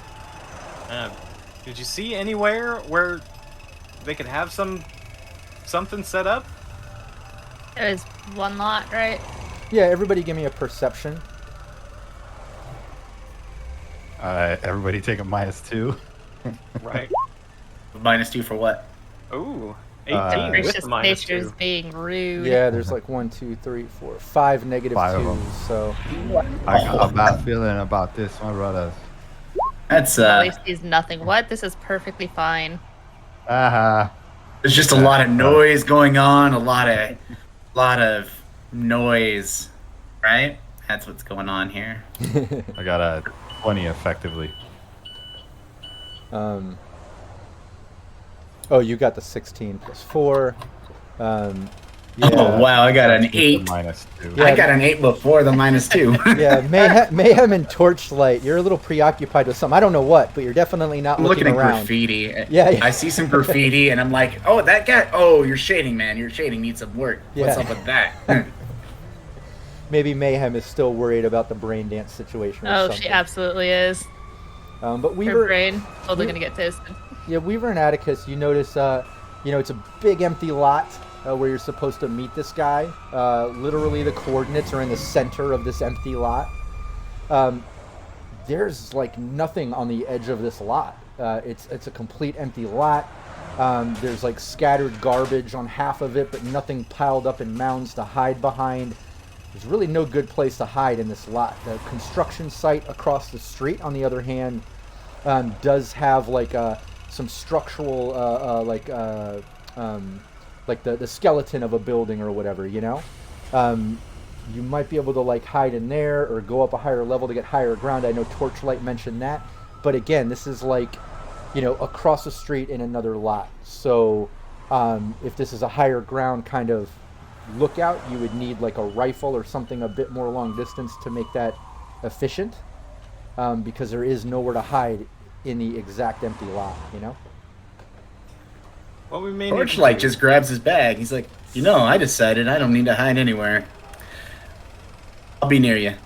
Well, Don't we worry. I don't think he's gonna come out though if No. he sees He's all not of going to us. come out if somebody's watching him. I'm not just some dude, though. Torchlight starts pulling out some of his spray cans. I'm just some random graffiti artist that's spraying on the floor. Don't need to worry about me. We fit right in. I do have an internal agent, so I could call without it being obvious. We also have communicators. And then you guys could just be in the car with Jerry, and then could, drive up once I need you. I'm guessing this has to be underground, right? Or maybe it's, I don't know. Or are we just meeting in an open alley or open lot? You're probably getting shoved in a van, Atticus. Yeah, Yeah, you're probably right. That's why I figured I could just be here doing some graffiti, because maybe I'll catch the car information, the van information, or something like that. I don't think I'll be in any position to rescue you. All right, then maybe Molly and Weaver can be in the car, and I can give you a call once I get, or one of you can give, or Torchlight could give a call and follow, hopefully. We have communicators. Yeah. All right, let's do this. All right. It's fine. We Everything sync the is communicators. fine. I think all three of us should have one, right? Because I know I do, and I thought Molly did. All right, taking off the glasses. I don't think I have a communicator. Radio thing. Not I. Does Molly have one? Nah, boo. I thought we agreed to this a long time ago. All right, I've been just talking to myself every once in a while. That tracks. I mean, I have money. I can buy one. It's at this moment that Torchlight realizes all those times over the past years of working with his team, like all those times he's been talking to him, like, Every single. they've never been there. Like he's just Well, no, somebody's got to have one because I think they come in pairs. Yeah. So Well, at that least makes one sense, person. though. I say 3, 2, 1, but they always came in at 2. Always. Every time. You're loud, man. We can hear you from the roof. Hey, you know what? Actually, I think I did buy at least 2 of them. Let me check my. Well, I got a pair, apparently, so I hand my extra off to Molly All or right. Weaver. You guys can figure it out. I'll let you know when he's been kidnapped. Me. All right. All right. You get the news. All right. Now I'm walking. I'm walking into this big parking lot. okay. So And, sweating. yeah, even more paranoid than usual, right? Yeah.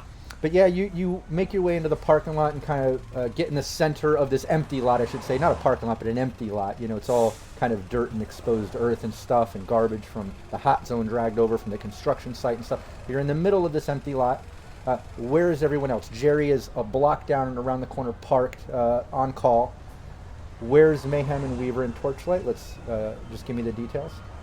So Torchlight will be somewhere like on the corner of the lot, like out of the way, not clearly paying attention. And he's going to be making some kind of artwork that looks like a false image of a hole in the ground that you could fall into if it were real, but it's not real because it's real artistic stuff here, real deep.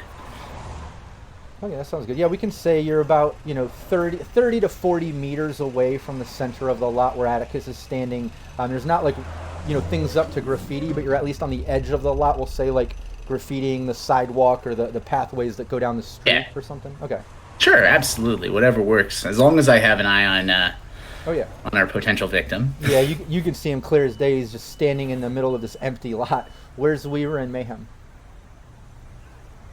Molly goes back to the car to get ready to direct Jerry for a chase scene in case they do throw him in a van. Yeah, gonna be there too. Okay, so you two are back there. Atticus in the middle of the lot, Torchlight on the corner, doing graffiti on the ground. All right, cool. Yeah, all of you are. Oh, and then over the earpiece. Say, by the way, you should get Atticus's capture on video because that'll be great on the page, guys. The sacrifice he's making for the community. Well, I can either be in the car or I can be close enough to the lot to record him. So you tell me. You have something I can. Oh no, you don't do. You have all your recording stuff is like. What do you use for recording stuff? It is part of me. I am the recording stuff. That's Oh, fair. camera, All you right. know. In that case, nah. Sorry, buddy. Atticus, you're not going to have this video go up. That would be a good video, though. I got a camera. I give it to you, man. All right. I'll take that camera and I'll position it somewhere to capture the necessary information for SplZone. Nice. Yeah, and anybody that has a view of Atticus or near the lot, give me a perception. Anybody else that's staying back near the car or out of sight, don't give me a perception. Does that include Atticus? Yeah, absolutely. So that'll be a And I see 13. myself. Oh, wait a second. Yeah, 13 minus whatever the community does to me. Yeah, have yeah, we if you used take- our negative 2s? Well, Yeah. if Torchlight takes that -2, then we'll be square. And I'm at 11, which means that I am real focused on this artwork. Yeah. You're really feeling yourself right now. Yeah. I'm faking it too well. And I got an 18. Yeah. Because I'm. Oh, you're on it. You're paranoid. Your eyes are wide open.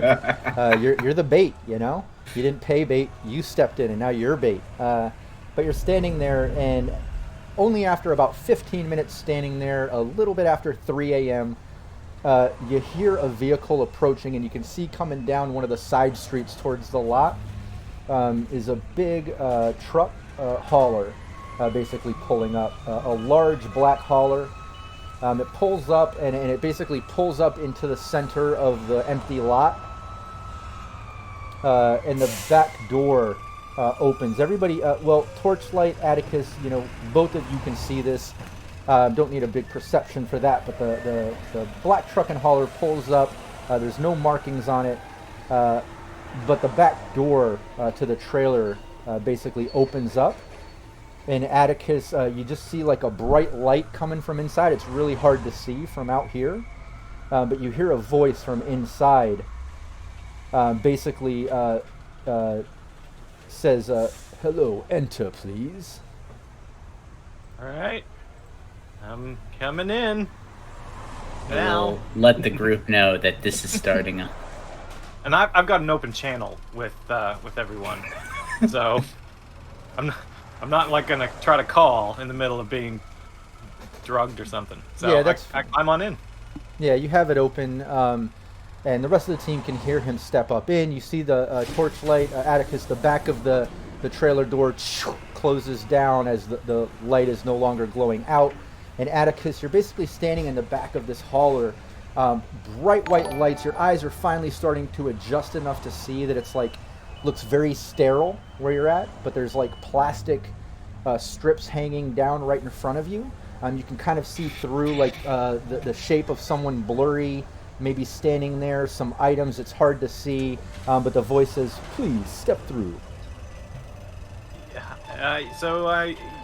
You gonna help relieve my pain or help my situation?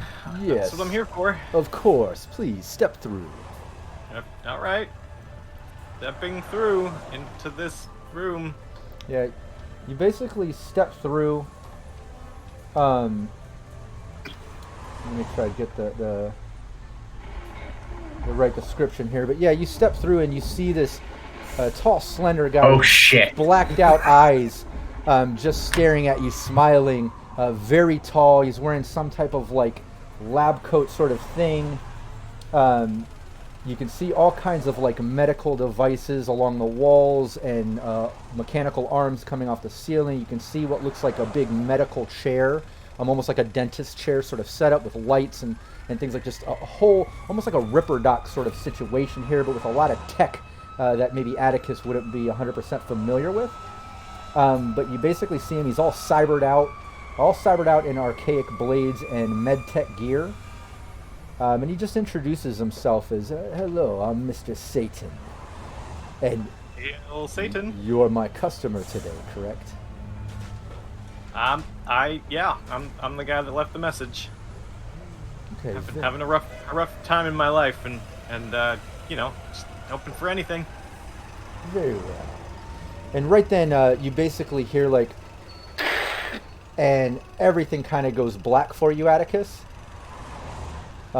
as you're rendered unconscious. And this is, potentially a role that was set up in this game, but I'm leaning into Capricious Nature's negative plot twist. Well, thanks for the follow, Casual Joker, as well. And Capricious, I know you got to refresh, skipping, or you'll be right back. There's your negative plot twist. So everything goes black for Atticus as soon as Satan introduces himself. And everybody else, you notice that the talking has stopped, and you heard some type of noise like a tsh. Line goes dead. Yeah, now you kind of hear like mechanical device noises and things like that.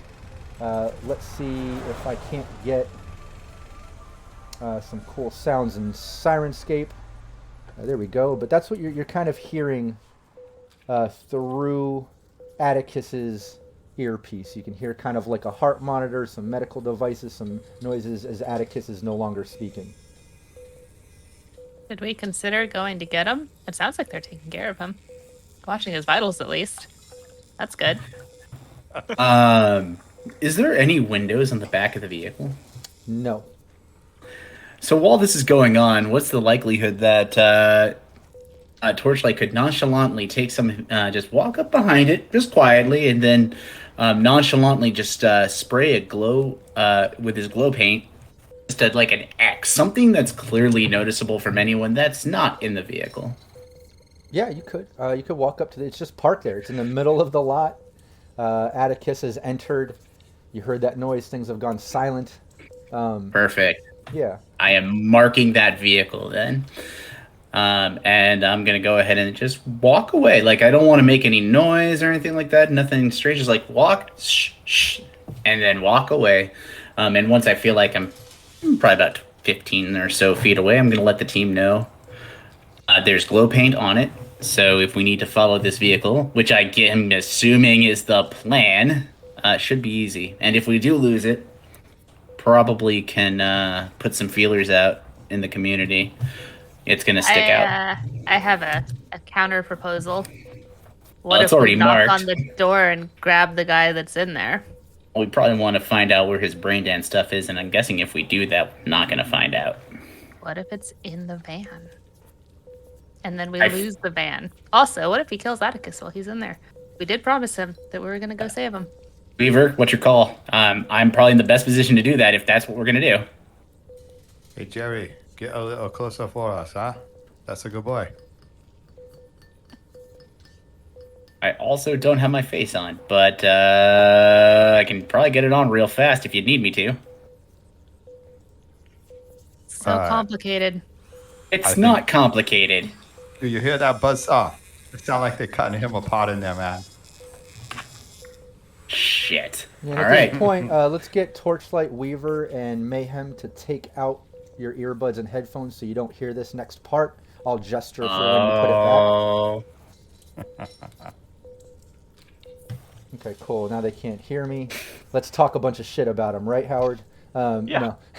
Atticus. I got stories. Yeah, let's do it. Let's expose him for things. No. Yeah. Yeah. You basically all of a sudden you wake up, strapped to the chair that you were just seeing this Mr. Satan standing behind. You're strapped down to this chair. You're gagged. You can see, and you can't blink. There's something attached to your face that's holding your eyelids open. Think like Clockwork Orange style mechanism. I don't know if you've seen that film, but basically these things prying your eyelids open. You can't blink. You're strapped down to this chair. And he's basically messing with tools. He starts kind of like drilling into you. You can tell things are plugged into you, and he's obviously recording some type of brain dance. And he's, starting to torture you. He's drilling into you, just little by little. You're dealing with pain and things like that, but you can't move. You can't even scream because you're gagged. I am screaming on the inside. Every fiber of my being that is trying to move and trying to scream. And that's really all I can do. I'm assuming I can't reach I can't move anything, right? No, you're completely strapped down. He has you, I would take, you could do contortionist or athletics. but it's going to be extremely difficult to either break or contort out of the straps that are holding you down. So you I can will go try for it. in athletics. I don't know what we have if we have a +2 No. or -2 now. There are +2s now. I think you got like 2 of them, Okay. 2 or 3. Chat, correct me if I'm wrong. I think there's. Yeah, I will use one of those. So a 19. Yeah, you're trying. You start wriggling around, and the Satan guy kind of gets in your face, and leans down and just kind of like laughs. And he's, I think you're with me for the night. And he backs up and just keeps fucking with you. He keeps like doing scary faces into your face, holding weapons and tools in your face, and then lightly cutting you and drilling into you. Nothing major to do major damage. You can tell, if he's going at this rate, it's going to take all fucking night to kill you. You're stuck in a bit of a torture session right now. Yeah, Atticus will not be doing this again in the future. He will not be the bait. But yeah, that's all I can do. Okay. Everybody else?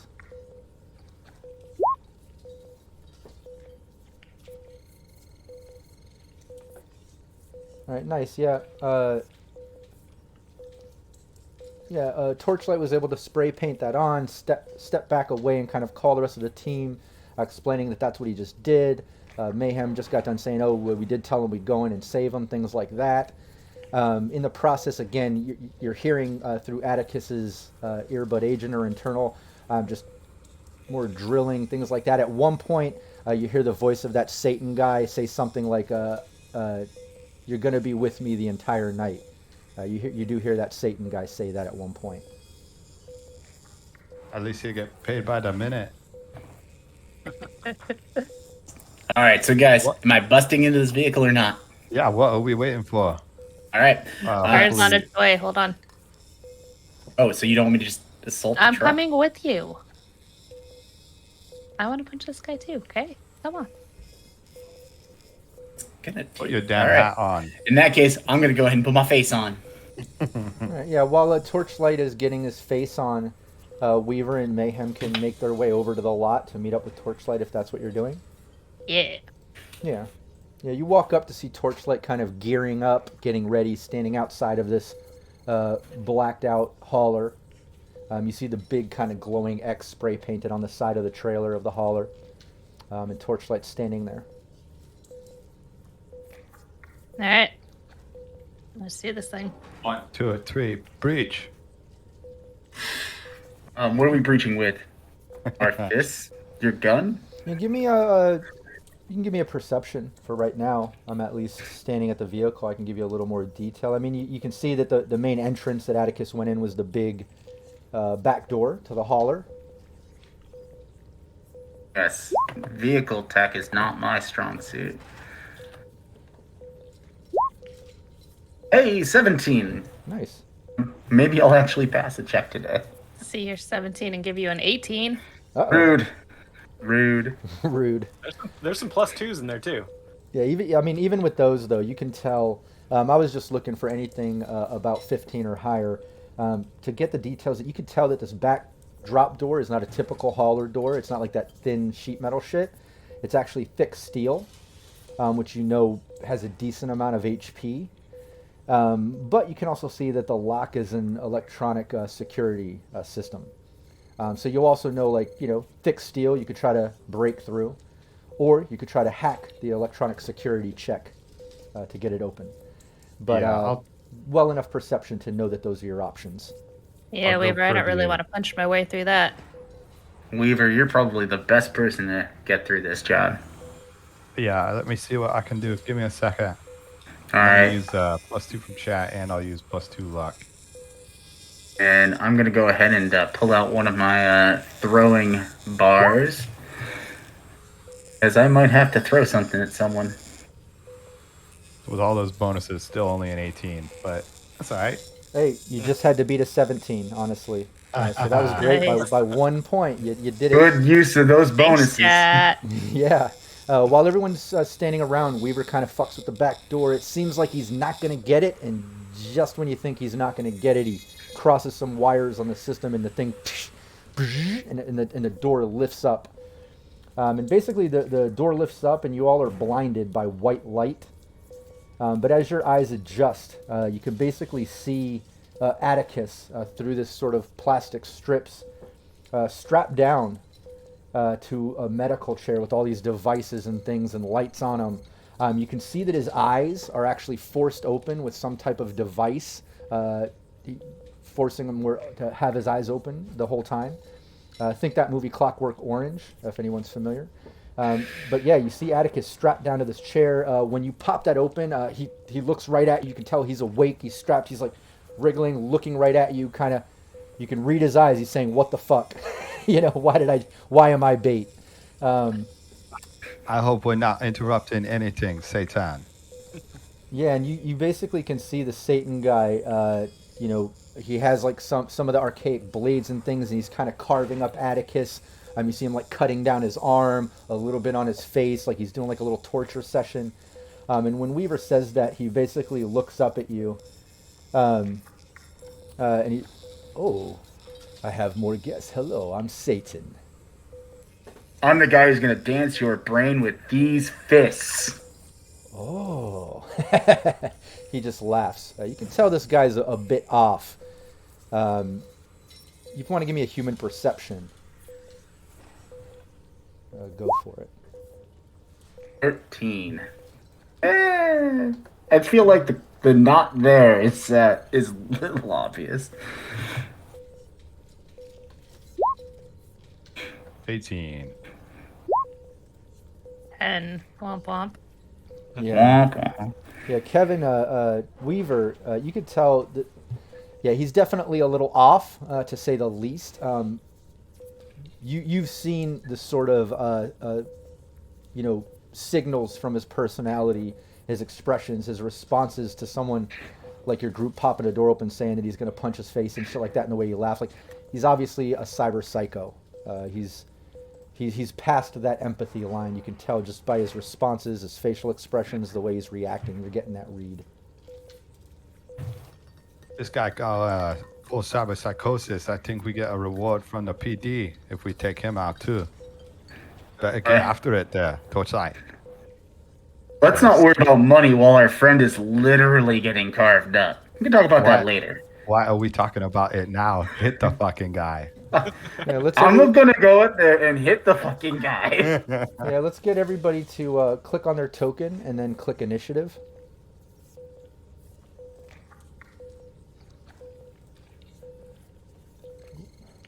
I'm on the wrong tab. Here we go.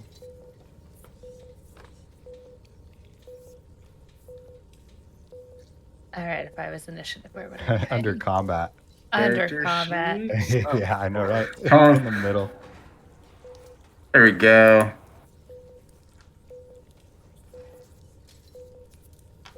Hey, yeah, I'm gonna hit this guy. Nice. Yeah. Yeah, that's a great initiative. Yeah, right when you say that, and Satan introduces himself and says, "Oh, it appears I have more guests," and he laughs at you saying "punch" himself. You see that he basically reaches back and presses something, and the whole trailer goes psh, and fills with this gas, which you're familiar with, kind of sleep elevators and gas like that. Everyone's got to give me a resist torture and drugs, DV13, unless you I have have nasal filters. Okay, perfect. Yeah. We do. Yeah, anybody that has nasal filters, you're fine. Anybody that doesn't, give me a resist torture and drugs, I'll use a +2 from chat. including Atticus. All right. Sorry, Atticus. All right. Yeah, Well, Torchlight Atticus would be a and Mayhem contact. Molly are like, that smells like perfume. This- Great. This is not the first time Mayhem Molly has been gassed. Nice, yeah, and it doesn't affect you. It fills with gas. All of you are able to resist it. Torchlight Mayhem have the nasal filters. It doesn't even phase you.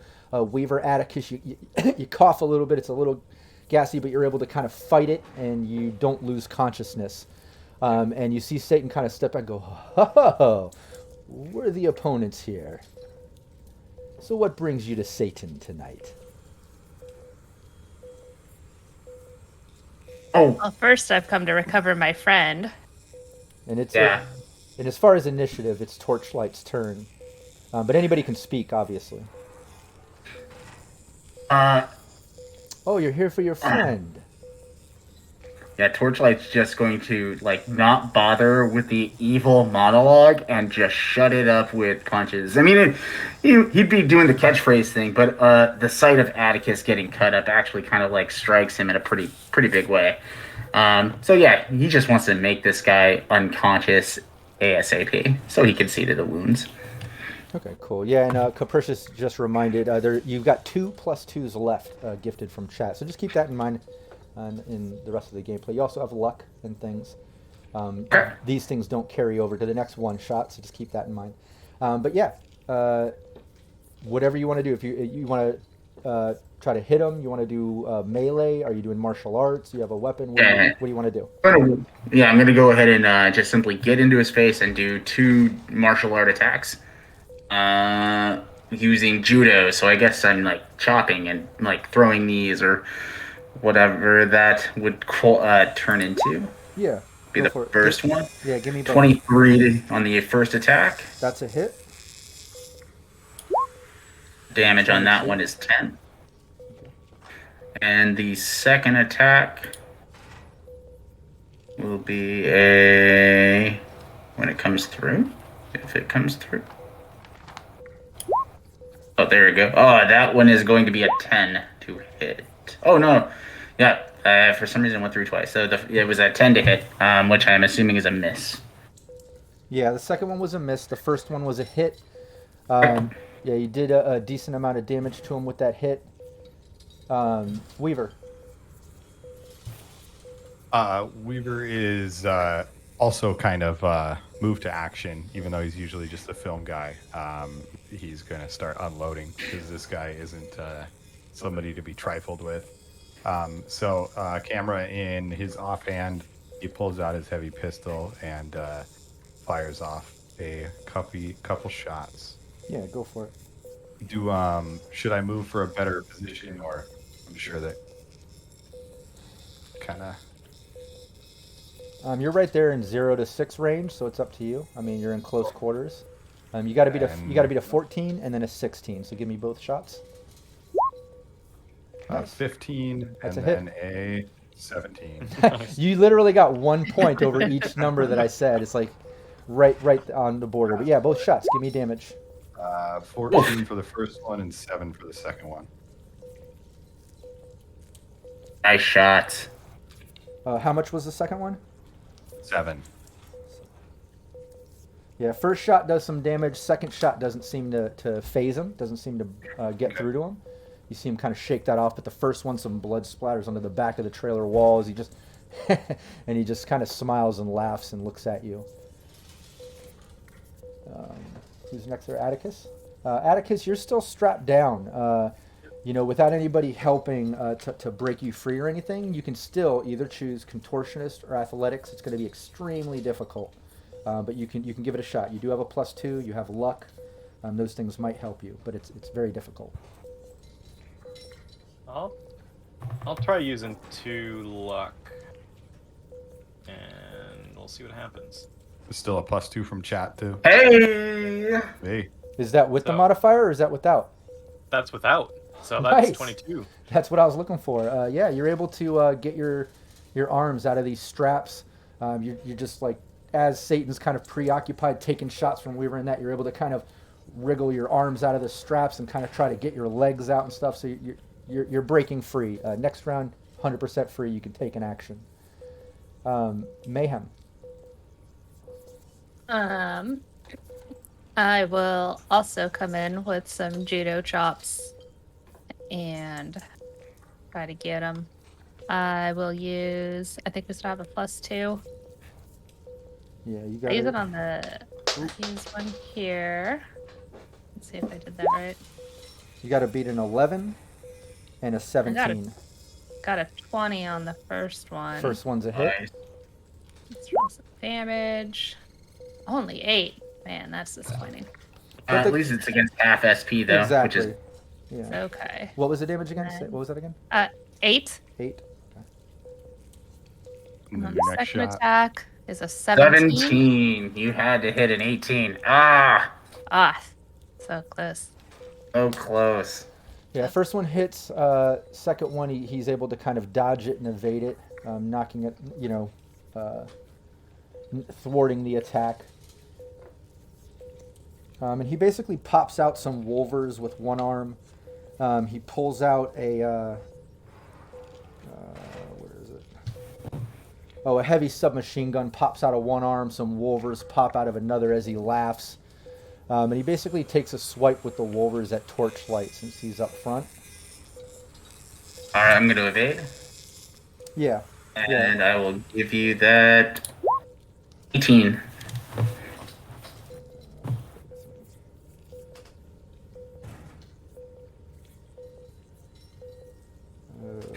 Okay, bear with me. I got to read the fine print here. I kind of copied the stats fairly small. Oh, there it is. Okay. Yeah, it's a hit, the first one. Are you dodging the second one? Oh, and so for the second one, it'll be a 21. 22. Oh, you said 21? Yeah, both hits. Yeah, he's holding the submachine gun, pops out, but the wolvers come. He takes 2 slashes at you as he's just laughing and grinning in your face. And yeah, let's get the damage. The first swipe, oh shit. 2 6s, that's a critical. That is not ideal. Yeah, you just took 20 points of damage. That's including the 5 extra. So 20 total damage. Against an SP6 because it's a half rounded up. So that 22 you said? You say how much damage on the first one? Was it 22? I can't remember what I told you because I rolled the critical injury. I think it was 20. Remember? Okay. I thought it was 20. 20? Alright, 20, so I will take... Yeah, sorry, I picked up the 2 6s to roll the critical. That's alright. Find my hit points.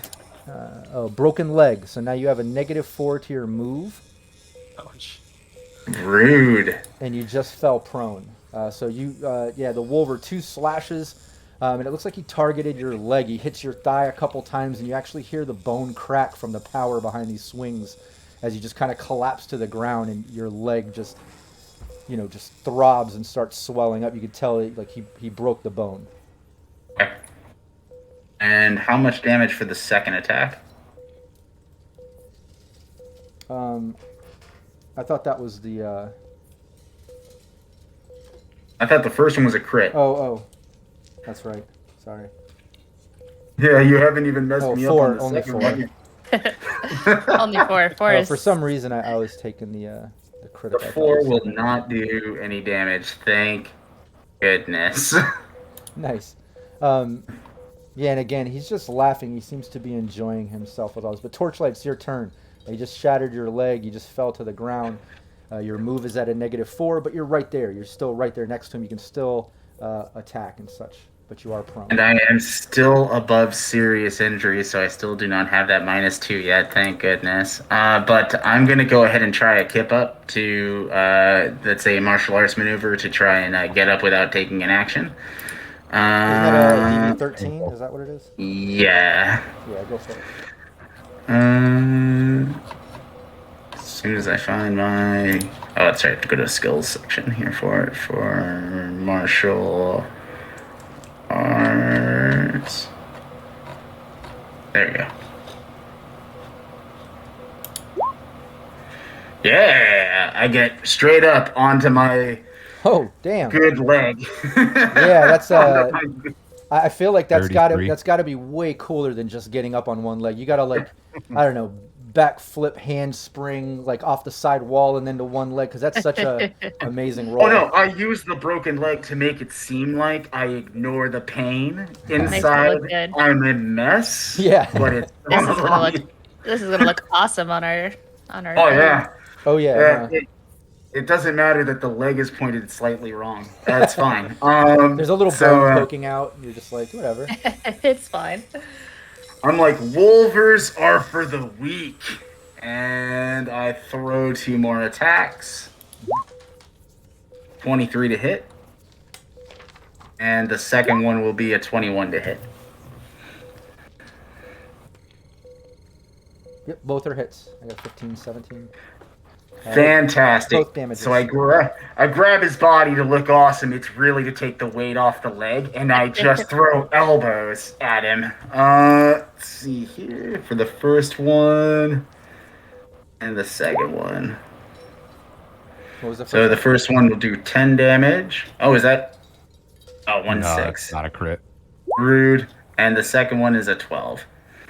No crits. But beating into him. Beating into him. What was the second one? Second one was 12. 12. Okay. If it wasn't for the half SP, this would be so weak. Nice. Yeah, you crack him a couple times with your drop a couple bows to his face. He's just like, you can tell you're doing some damage. You guys are hacking him down, but again, he's just smiling and laughing. You can tell he's a little off, you know. But Weaver.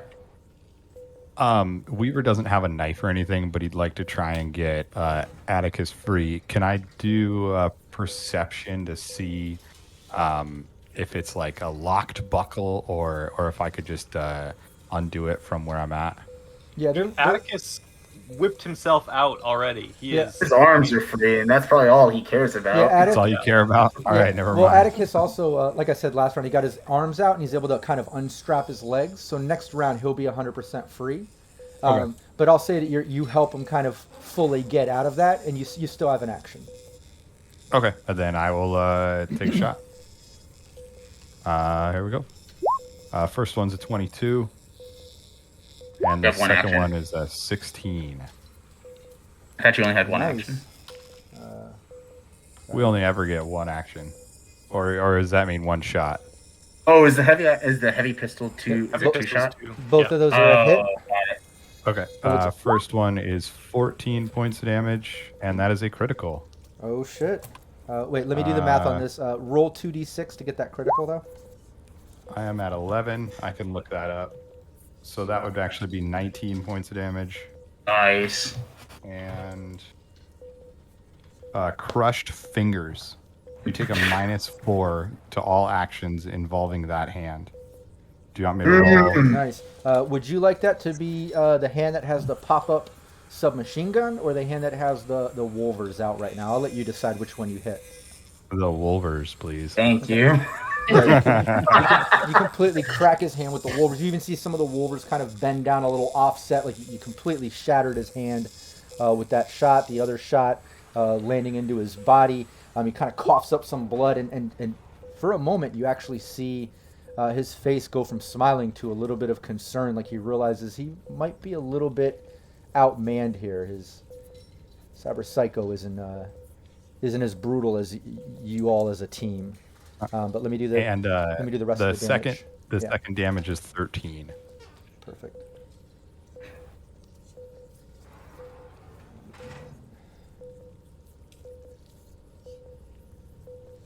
Nice. Yeah, you shoot that, and he kind of like stumbles back with that second shot, and he grabs it. And again, like I said, you see his face go from like smiling and that psycho cocky attitude to like a little bit of concern, and he reaches back and hits the wall one more time. Some other type of button or lever. You can't tell what he hit, but he hit something. He definitely triggered something.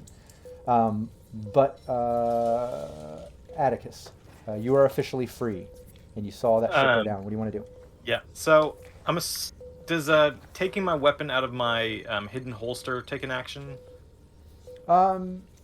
No. Hidden holster, like cyberware. Yeah. No. You can pop it out. No action. Sweet. So he whips out the king, yells "Satan," and then fires 2 shots. Hail Satan, or no, fuck Satan. Yeah. Is it very heavy or heavy? Satan. It is heavy. Okay, yeah. If you want to give me both shots, go for it. And that way I can just do the evasion math. Atticus has anger to get out. Yeah, first one's a definite hit. A crit failed on that. 17 on the second. Yeah, both are a hit. Those are the damages. Those are the damages. Oh wait, no. I've got a +2 on the first one, so 11 on that one. That's with my solo ability. Oh, okay. You finished him with that first shot. The second one was just a bit of an overkill. But if you want to describe, how your team was fucking him up, and just at the last possible moment, you break free from straps, just in time to end this cyber psycho's life. You can describe how these shots ended up. So obviously the gun, which is a beautiful piece, just all silver filigreed, pops out of the hidden holster into my hand, put it right up behind to the back of his head, and just pop, pop, and just Satan all over the inside of this vehicle. All over the rest of us. Yeah, and you Yeah, see, alright, guys. just as you pop those off and his head's exploding, you hear him mumble. He's like, "Hail me!" And it just shatters off as his body just crumbles down to the ground, slumping down to nothing. Does anybody have cyber audio suite? Any type of audio? Yes, I do. What do I have? Oh no. Yeah, I'm gonna look for bombs. I'm thinking that was like a self-destruct switch or something That's like what I was that. thinking too. Ollie was going to just grab people and shove them out. Yes, I've got a scrambler, a radio communicator, and an internal agent. No, it would have to be enhanced audio. I think Enhanced is. audio, I do not. Okay. Nope, just straight up meat ears here. Yeah, well, he ends the life and of Satan, putting a couple shots through. And give me a perception roll, Atticus, while you did that, since you were right there. 23. Nice. Nice. Yeah, when you finished off Satan, when he hit some button behind him, you can hear like a clicking, not a ticking, but like a clicking. You hear like 3 or 4 clicks going on, but it's Mayhem's turn. You didn't hear that. All you know is, Atticus just killed Satan.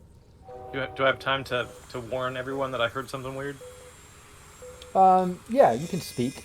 Plus, everyone saw him hit something, so you could Yeah. say something as you finish his life. I heard something. I heard clicking. Mayhem sees him push a thing and doesn't see an immediate thing that happens. So she's like, "We should get out." And she literally just turns and hops out of the van. Okay, cool. Yeah, and Probably moves as far as she can, just Yeah. in case. Mayhem is able to say that and do that, being that it's her turn in the initiative. But now going back over in the initiative and it kind of going back over to Satan.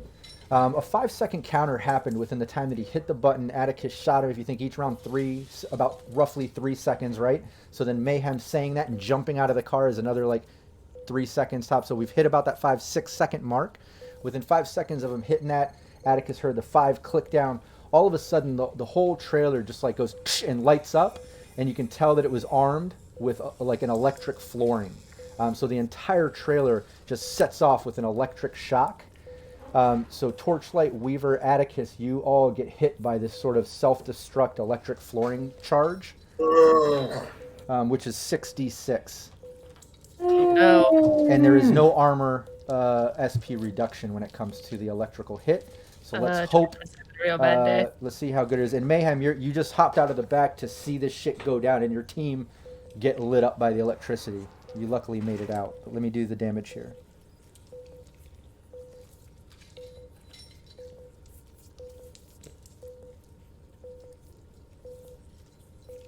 R.I.P. Boys. It's 16, and I rolled 2 6s. Oh no. Oh no. So what I'd like to do is do a critical that Atticus, Weaver, and Torchlight Sharon. Yeah. That plot twist just keeps giving. The gift that keeps on giving. Thanks, Capricious. So We'll say 21 damage. yeah, it doesn't make too much sense with what I rolled, so I'm going to re-roll it to have it make a little bit more sense. Heart palpitations. Yeah, we'll say Your because heart we'll go with the second one. Not many of these are going to make sense with electricity, but it does have to make sense. Collapsed lungs.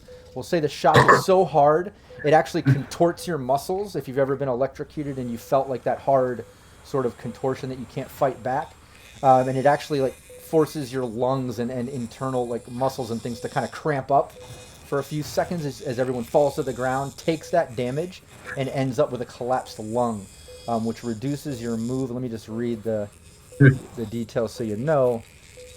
-2 to your move, minimum of 1, and your base death save penalty is increased by 1.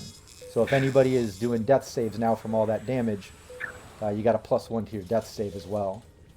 But that shit just went down. Everybody falls to the ground, got electrocuted, took the damage, collapsed lungs. Mayhem just saw that shit happen, and it's officially Torchlight's turn.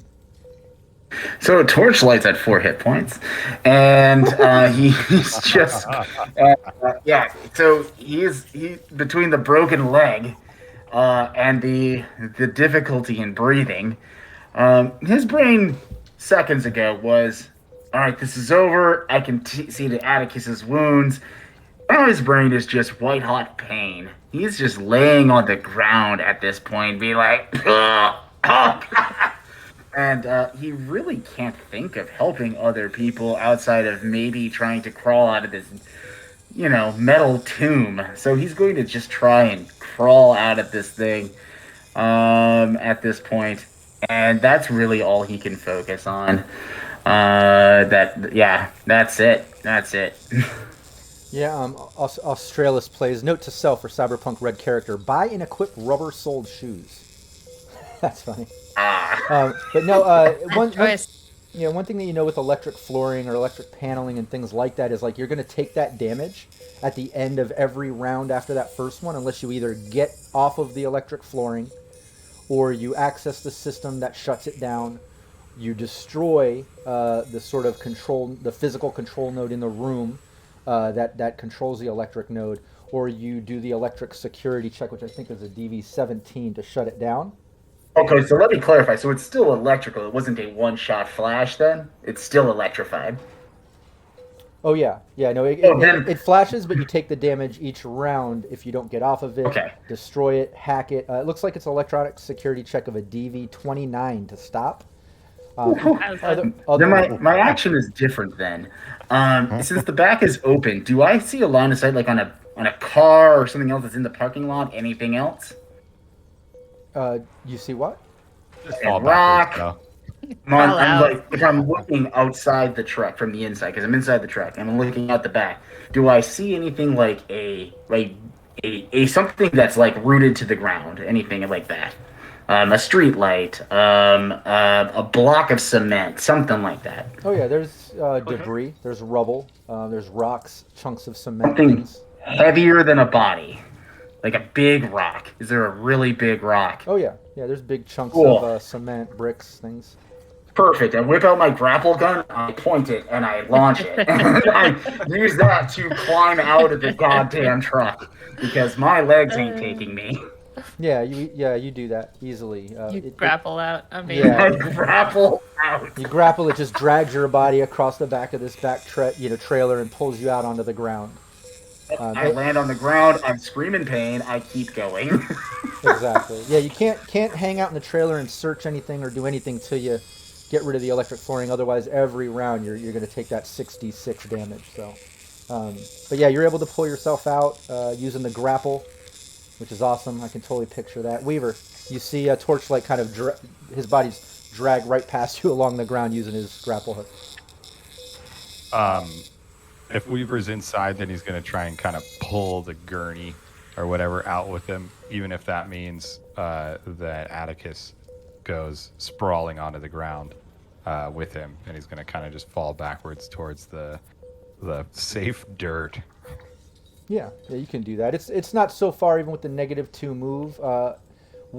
What's everybody's move stat? I mean, -1. Your move stat is 1? Well, between the broken leg and a 4, I guess technically I'm still at 1 because the collapsed lung can't take you below 1, so I guess 1. Yeah, exactly. Okay, so you would need the grapple to get out. What's everybody else's move? I'm at a 2 right now. Okay. Oh, minus, what was it, 2 for the collapsed lung? I can check that. Yes, -2 for the collapsed lung. Yeah. So 4. Okay, cool. Yeah, you're able to do it. It's I was looking. It's basically if you were at a 1, it'd be too far to hop out the back of the thing. But luckily, Torchlight thought of that grapple hook thing that got him out. The rest of you can easily crawl out. with your movement and kind of drop down or fall back out into the dirt. And when you do that, Weaver, taking Atticus with you, and Atticus kind of crawling out with you, you see another charge go off in the thing. Like I said, at the end of every round, it's going to set a charge until you either destroy the electric flooring, electric security hack it, which is very difficult. You know, electric flooring is a DV29 to get that in this system, or try to access the system that controls it possibly. But those are the options that you know can handle electric flooring. And no initiative here. You all have fallen out. There's not immediate combat happening. You all are gathered up, very wounded. Some of you fried. Mayhem maybe not as much. But you're all together outside of the truck right now. Yeah, Mayhem's just kind of standing over them. You all right? Atticus just groans. He was, all adrenaline and synth coke and had the numbness thanks to that, and now he is just pain. Mayhem, does Atticus need freaking first aid right now? I have first aid. Oh, God. Good at it. I point at the Torchlight because I need it far less than Torchlight does. Do we still have a +2? I would very much like to use that +2 if we do. I think we do. Oh yeah, Capricious said you had So 2 +2s, and I don't think you used either one of those. He just dropped another one. If not, And he dropped another one. Yeah, I'm gonna spend some luck oh too. no, that's Why would good. you You've do got that? so now you've got a Yeah. +8. If you use all of them, you have a +8 there. I'll so use far. one and some luck. Just remember, First aid. if you're trying to electronic security tech check that electric flooring, it's a DV29. No, I'm first aiding Torchlight Oh, okay. before he dies. I'm not dying. I'm just broken. He's broken, but he's not doing death You know. saves yet. Got a Nice. 16. Yeah, he's stabilized from those injuries. I think it's just a 15 on those. See, I'm not what sure were you about worried that. about? I come over, I slap a band-aid on his forehead, and then I actually fix him. Weaver's gonna look to the camera and say, "Okay, now that Snuff guy, he put out of business. But if you want some good, safe BDs, go to Maxim at Hard Grind Brain Dance, and he hook you up real good. And he'll stop the recording and try and look to this vehicle, and he can't make the electronics check. So either we scrap it, or there isn't like a mobile node in there, is there? Yeah, I mean, there's, 2 things. Don't forget you got the +6 plus your luck. That electronic security check is a DV29. I don't know if the +6, your luck, all that would help along with your electronic security tech check. But the other option is to destroy, access the system. You are a Netrunner. You can try to see the system. All these things are controlled into some type of system. So this truck has to have one. So you can try that or check it out. Otherwise, you can absolutely just try to destroy the electric flooring. Like, you can see the grid work. Now that you know it's there, you absolutely see the grid work and the flooring going up the side walls. You can shoot it, attack it with melee, punch it, whatever, in between rounds. It does have an HP. Those are your 3 options. Listen, I could try to disable it, but I don't have high hopes for this, and I really don't want to get into that guy's net architecture because he's a twisted fuck. So maybe if it don't work for the first time, we just blast the thing, see if he got any goodies in there that haven't been fried. That okay with you? Sounds good. Okay. What's the biggest plus that you said? Did you say +6? Yeah, you have enough to do +6 total, and then And you got it, your luck. and then you have a -2 there from Raven as well. Okay, so Not I'll that do that would help +4. you, but Yeah, exactly. I'll use +4 then, and then the rest of my luck. But it's still, I think I'm still gonna need a crit. So here we go. Yeah, no, damn close. not even. It's a No, 20. it is. If you think about trying to reach 29 and you got all the way up to 20, that was pretty good. But yeah, That's an expensive skill too. Like, that's a mean one. yeah, no luck. And you can tell this electric flooring, this whole setup is, it's all custom, just like the electric door, the steel drop door in the hauler. Everything about this guy's setup is pretty advanced, pretty serious. You weren't able to hack it. I forgot my rubber gloves at home. I think we gotta just destroy this thing. Well, have at it. I'm I'm happy not to looking send this at- truck to hell. What's Atticus gonna do? Where am I shooting? Because I'm gonna shoot it. Flooring. You can see the grid on the floor. You can just kind of try to take out the flooring. If you can break it up enough, you'll reduce the HP so it won't function. Yeah, I'm just gonna start shooting. Yeah, just give me the damage. I'm not even gonna make you have to aim. Oh, okay. Yeah. 10 and 6. Oh wait, 12 and 6. Nice. What's everybody else doing? Anybody else helping him?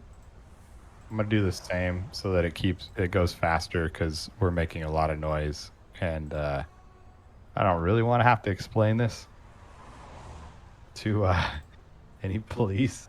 Molly's letting the guys with the guns handle it. Well, the one good thing is you are in combat zone. Probably NCPD isn't even going to come over here, you know? Hopefully. So we Pro- need that probably. body real badly. Oh, terrible.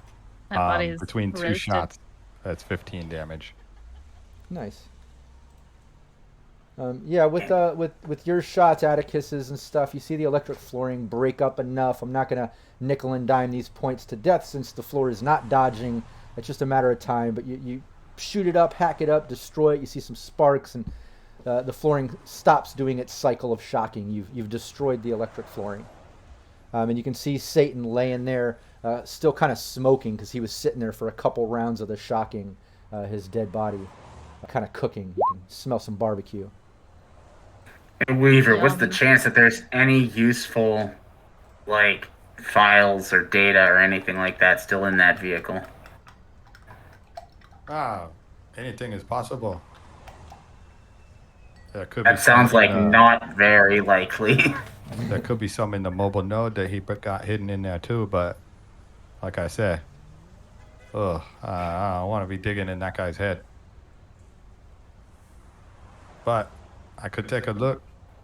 Mostly just want to find out where his storage of shit is, and I want to make sure it doesn't hit the streets. Yeah, if you want, Weaver, you can give me your interface if you're trying to check for a system like you mentioned. Anybody else that's kind of checking out the hauler, you can give me perception if you just want to do a general look over, or you can give me a conceal reveal if you're trying to find anything hidden or things like that. Player's choice on any of that stuff. Torchlight is not doing anything that involves moving right now. Look. And there, and I do a perception. I got a 16 for that. Nice. Yeah, you can I'll see go for in the general hauler, his medical tools, things like that. There's not a lot of things out in the open other than like the chair, the tools, the torture devices, the things that he was holding, like the archaic blades and things that he had kind of strapped to him. Other than that, not much else in this. But Atticus, yeah, you do find a hidden compartment on the back panel that kind of opens up in between the hauler and the cab. And it's kind of like a false wall. And in there, you can see some type of like case in there. Like think of like a metal briefcase sort of look. And it's mounted in this fake wall. But when you find that, Weaver, you basically do a scan. And you can tell that there is a system there. But when you look to try to access it or get in to see, is there a password? What's my first step? You see there's a system completely fried by the electric flooring. It looks like it was there, functional at one point, but when you hit that self-destruct, it completely fried it. No luck for getting anything on my side. And I feel bad about that because I love the headsets that you made, the headset that you made for net running. If you want to show that off one more time for people watching, I think that's awesome. You 3D printed it and made it. I think it's awesome. Yeah, get some. But the electric flooring did fry the system. So. But yeah. Fuck. Electricity, who needs that shit? Everybody. Everybody. I need it. I need it shoot. I'll need it very soon. You gonna Great call to see. What are trauma you team, excited about? or I'm we're gonna gonna call- take you to the hospital? That one, that's cheaper. I got to say, Australia's plays. I love that That's so funny. He says the floor was shocking a dead guy. So basically, Satan just got the equivalent of the electric shock paddles they use for CPR. So reboot in 5, 4, 3, 2. Satan jumps back up. He's like, I'm back. No, I'm kidding. I'm kidding. That would have been funny. The electric flooring actually brings him back. We already used the plot twist. Good thing. Yeah. That's so funny, though. I need to do one photo shoot though for hey Molly, help me up. All right. And maybe hobble me into the back of the truck. Come on. Into a casual sitting position. I hoist you up there. All right, so and I'm gonna pose you. Yeah, I'm gonna be sitting so like my legs are dangling, totally natural, off the edge of the truck. I'm gonna go ahead and just grab the Mr. Satan's body. I'm gonna make position so like it could tell it's a body, but the worst things are not there. Some of our audience might be a little might find that a little cringy. Don't want that. But when they're rolling, I'll wait for them to say they're rolling. Let's do it. And the body's Molly just backs kind of up. sitting next to you like, People of Night City, there's been a string of horrific events that have occurred from those who were exposed to brain dances that corrupted them. But thanks to the assistance of Maximum, with hard grind, we were able to bring this piece of shit to justice. A lot of pain was here, but we were able to get it done, but it wouldn't have been without his help. He's got some good stuff. Check him out. Thank you very much for hitting the donate button. Peace. And then after I let go and the rolling's off, I'm like, oh my god, I'm in so much fucking pain. I fixed you. yeah, You fixed my wounds. I have a shattered leg and a collapse. yeah, there's still bone Wait, grinding. I gave you some Tylenol. You're fine. Yeah. That candy will hold out for about 5 seconds. hmm Yeah. Hey, you guys able to breathe all right? No. I never bet. So we were Let's going to go to drop the all hospital 3 now, of yeah? us off at the hospital. What you find in the back of that truck there? There's a briefcase. I'm a little concerned about opening it, but who knows what's in it? Maybe it's a bunch of these brain dances. Maybe it's something else. So I'll bring it to the back. It's Molly, almost you're certainly okay, trapped. Yeah, You you see, want me to open it You know, because why don't you take it over there and open it on the cinder block away from not us? my fault that you guys weren't fast enough to jump out of the truck. It's because we were delivering justice with guns and fists. I was delivering justice, and I still got out. Also, Atticus was strapped to a gurney. I pat Atticus on the shoulder. See, I told you I'd come get you. I take the briefcase over. I Sure, you move could it. have pulled And then the I show gurney like with the you. slices of skin, the flayed skin. Like, this is gonna scar. Chicks love Just- scars. Oh yeah, and I take the briefcase over. I turn the cameras back on. I look at them very pointedly, and cool as a cucumber. Pop it open, except it's probably locked. yeah, it's got an electronic security lock to it. Nothing as elaborate as the hauler. Super easy, but obviously it's going to be your tech electric security best bet to unlock this. I know Torchlight has some tech skills. I don't have that. Oh no. Not electronic security. That he has the basic tech. He has some other stuff, but he left the security stuff to Weaver. And And- we looked it up. He got a 5. Yeah, Mayhem not able to get it open. You try a little bit, but you're not able to get it open. Hold on, that was Weaver. Let me spend my 2 luck and my 0 skill on Oh. this. Can I even roll if I don't have skill? Yeah, I mean. Oh yeah, you just roll your your tech plus. I got a 14. Nice. I was looking for 13. So yeah, Weaver gives it a shot. Like I said, no cool luck. as a cucumber from way over there. Mayhem Molly, pop. Yeah. Everyone's got collapsed lungs, broken bones. They've been gassed. They're electrocuted, wounded, and Mayhem's just good to go. What are you guys even complaining about? Yeah. But That's now exactly what I was just thinking. you get it unlocked. It pops open, and you're basically seeing rows and rows of brain dance discs. The little chips, all these brain dances. Each one's labeled a different sort of thing. Some of them have people's names on them. Some of them have like a location. Some of them have a date. They're all just labeled differently, but just a bunch of brain dances in this locked case. It's just brain dance chips, guys. That's it. Well, that shows his victims. That shows how many people that he's tortured or killed. All right, but here's the thing. Like, we know that he's messing with people. We know he's making these, like, pain brain dances, but you're not dead. Are these people dead? I was probably going to be dead. He was in the middle of being dead. He I didn't don't get think to the I was end. going to get out of that alive. All right. If that's all the However, proof you need, is it that's possible not enough that for me. is it possible that somebody that's a brain dance editor could examine this with some kind of safety mode so that they can't be fucked up by it? Yeah, it would take, somebody that specializes in programming brain dances. Otherwise, like, Mayhem, somebody could pop one in, access it, see what they are. But, with the things you've read in the scream sheet, the history, the details of this case and what you've been through, that might not be the safest thing to do, since part of the reason of fucking this guy up or tracking him down for hard grind was the fact that his snuff brain dances were killing people and just they weren't safe, they weren't proper. Thanks, Renegade, for the sub. But you could take it to somebody that maybe has more tech behind that. Weaver, first thing that comes to mind is Maximum of hard grind. Obviously, him and his people, this is what they do. Mostly what I'm looking for is if they could capture a frame without having to watch the entire thing, so that maybe they could identify the victims off of the videos. That's the only thing that he's asking about. But it seems to be point of view, so I guess the only way you'd be able to get that is off of like a reflection or something like that.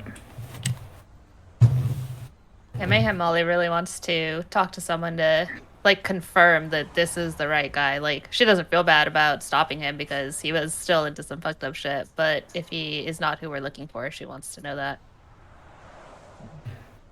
I mean, did we find anything that we could use to find out who he really was? I mean, Mr. Satan, that's good handle, but were we able to really investigate him with that? He doesn't have much of a face anymore, so that's a bit of a problem. Are we able to track where this vehicle's been? Nothing is marked on the vehicle. No plates, no registration. Completely unmarked. Just like Satan, when you check him out, he does have the implanted cyberware of weapons and things. He also has... No, all of those were implants. So yeah, everything he has was basically cyberware and implanted, hence the whole cyber psycho aspect to his life. But no ID, he has a burner phone, no agent. Like he seems completely off grid cyber psycho. Well, that sucks. I'm out of ideas. But you do have the case of all these brain dances. Let's take it to let's get Torchlight fixed up and maybe heal up a bit, and then head over to Maximum. Sorry, I Driver. can't hear you over your constant wheezing there, buddy. And I don't know if you've noticed, but you're a little cut up yourself. I could use a Drugs? rest. Okay, so we're going to take you two to the hospital, and then we'll go talk to Maximum. No, you're taking I the would three love to of get us. to the hospital too, Yeah. but I could just give him a phone call, Oh, you want to go to the hospital too? Okay. I got a little bit twisted in there as well. Big bunch of babies. All of us got hit with Alright. a goddamn thunderbolt. Sorry, Mayhem Molly. Okay, fine. We just swing by hard grind on the way to the hospital, okay? There you go. Is that okay for everyone? Yeah. Let's go, Jerry. I feel like I have to make it oh, god damn it. Alright. Yep. I'm just gonna... Mayhem Molly drags Torchlight to the car. Good idea. Yeah, thanks. Jerry sees you all limping and dragging and coming up and just moving, so he hops out of the vehicle and starts opening the doors. Oh my God, sir, you all okay? He starts opening the door to help you in. We'll live. I think. I think they're overreacting. They're fine. Should But we we? should Should have take gone them to to the hospital. paramedic school. Shouldn't have just taken that 2-hour certification on first aid. Should we head to a hospital, a Ripper Doc or something? Is everyone okay? we're going to a brain dance parlor first. We need a bit of a nightcap before. Yeah. We need to take our mind off the pain. Yeah, and Step 1, fix the brain. Step 2, fix the body. Yeah. Yeah. Yeah, Jerry takes you back to hard grind. You go there. It's super late at night, but this place runs 24/7. You go in there. The solos are guarding the door. Butler guys still at the counter. There's still a good handful of people in there, random people, some exec-looking people plugged into brain dances, and you see Maximum in the back with his bear with the glowing eyes. And he's just sitting back there, and it looks like he's messing around on his agent. But when you come in, he looks up and he gestures for you to come over. Okay, job is done. We can send video proof later if you need. We got a big old briefcase of that stuff. Thinking about turning it into, I don't know. PD seems a little twisted too, but who knows? Well, the deal was to expose this asshole, take him out, do whatever you can. If this is some of his work, you mind if I take a look? Yeah, but be careful with that stuff. You know what it does to people. Yeah, this guy was fucked up. No, I'm aware. He takes the briefcase and lifts it and looks over, and the butler guy comes over and takes it for him, and then takes it in the back into a back room. You don't see what's back there, but they take it back there. And Maximum. Torchlight very much focuses on his facial expression as he's taking it, just to be on the shore that this wasn't like no, I'm going to actually just reuse this product for myself type of situation. Yeah. Make a human empathy check on that. Yeah, give me a human perception. Oh, human perception, that's what I meant. Damage serious. Oh, that's already marked for me. That's real convenient. Do we have any bonuses left? Spend your luck if you got it. I don't. I will spend all. Okay, then I am definitely spending all of my luck, which is 3. I'll take it.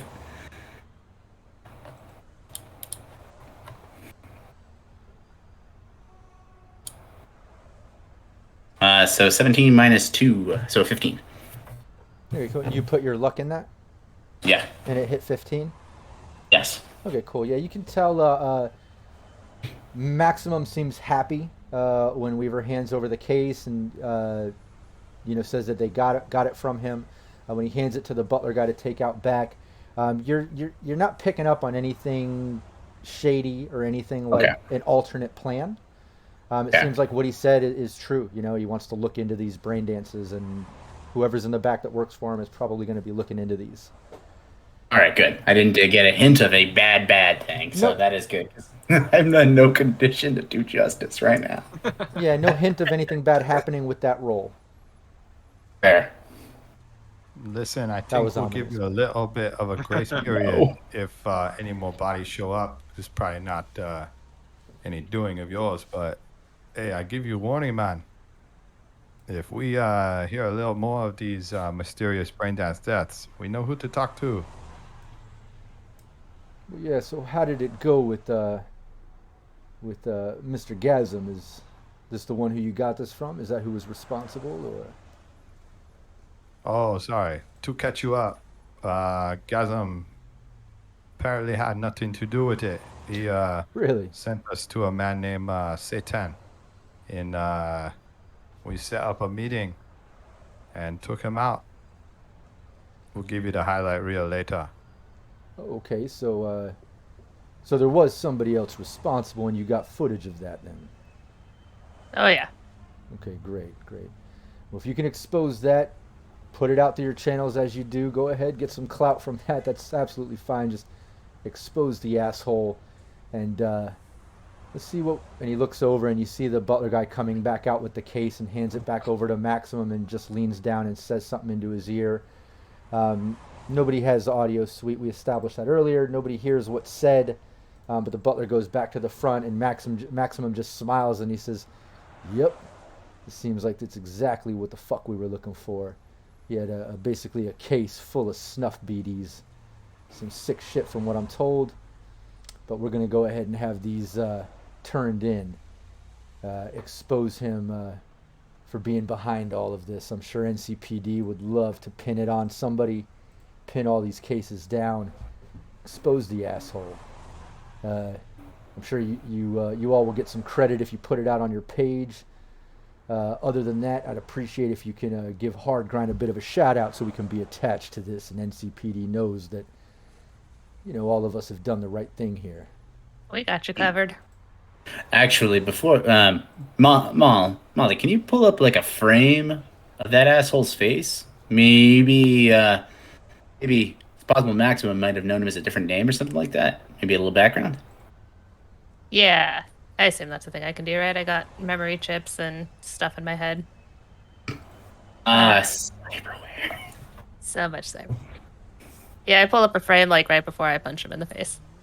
You pull up a frame of Satan. He's just like smiling right before you hit him in this frozen shot. When you show Maximum, you see his jaw drop. And he's like, "Holy shit!"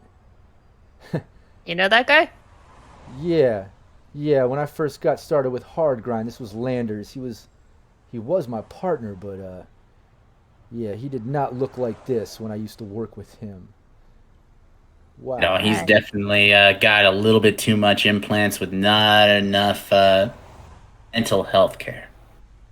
Yeah, well, at least I can put a name to this, Satan handle, and I don't know, put a little backstory on this exposure. I really appreciate you showing me this. This sheds a whole new light on this case, and I'm going to turn into NCPD. If you guys could get the exposure videos on your page right away, I'm going to refer him to that for any further evidence, if that's okay. All right. Yeah, I'll go Totally work on fine. that while these guys take a nap. Yeah, the only Yeah.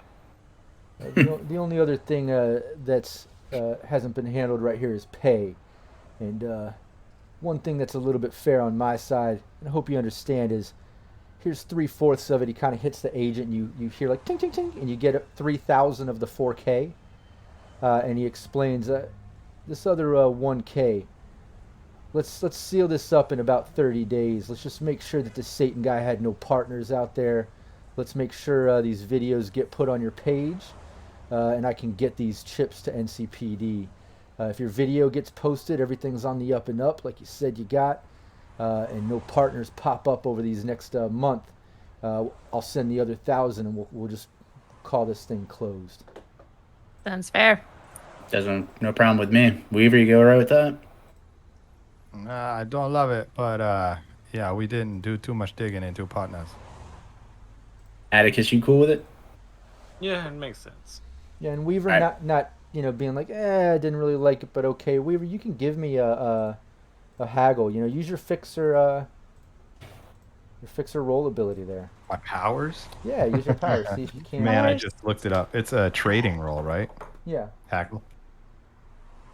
yeah, exactly. And you got two +2s too. How about this? Oh yeah, you got 2 more +2s. I would use them. This is it. boy. This is the end of the This is session. the moment. Yeah, all The luck, moment. all bonuses. Use them if you got them. Smoke them if you got them. How about this? Since we giving you this shout out, which we already recorded at the scene of the crime, by the way, you give us 2,000 once everything clears up. You're gonna get a lot of business coming your way when they find out that you orchestrated this whole hit. I think it's in your best interest, man, brother, man. You can see him really thinking about it. So give me that roll.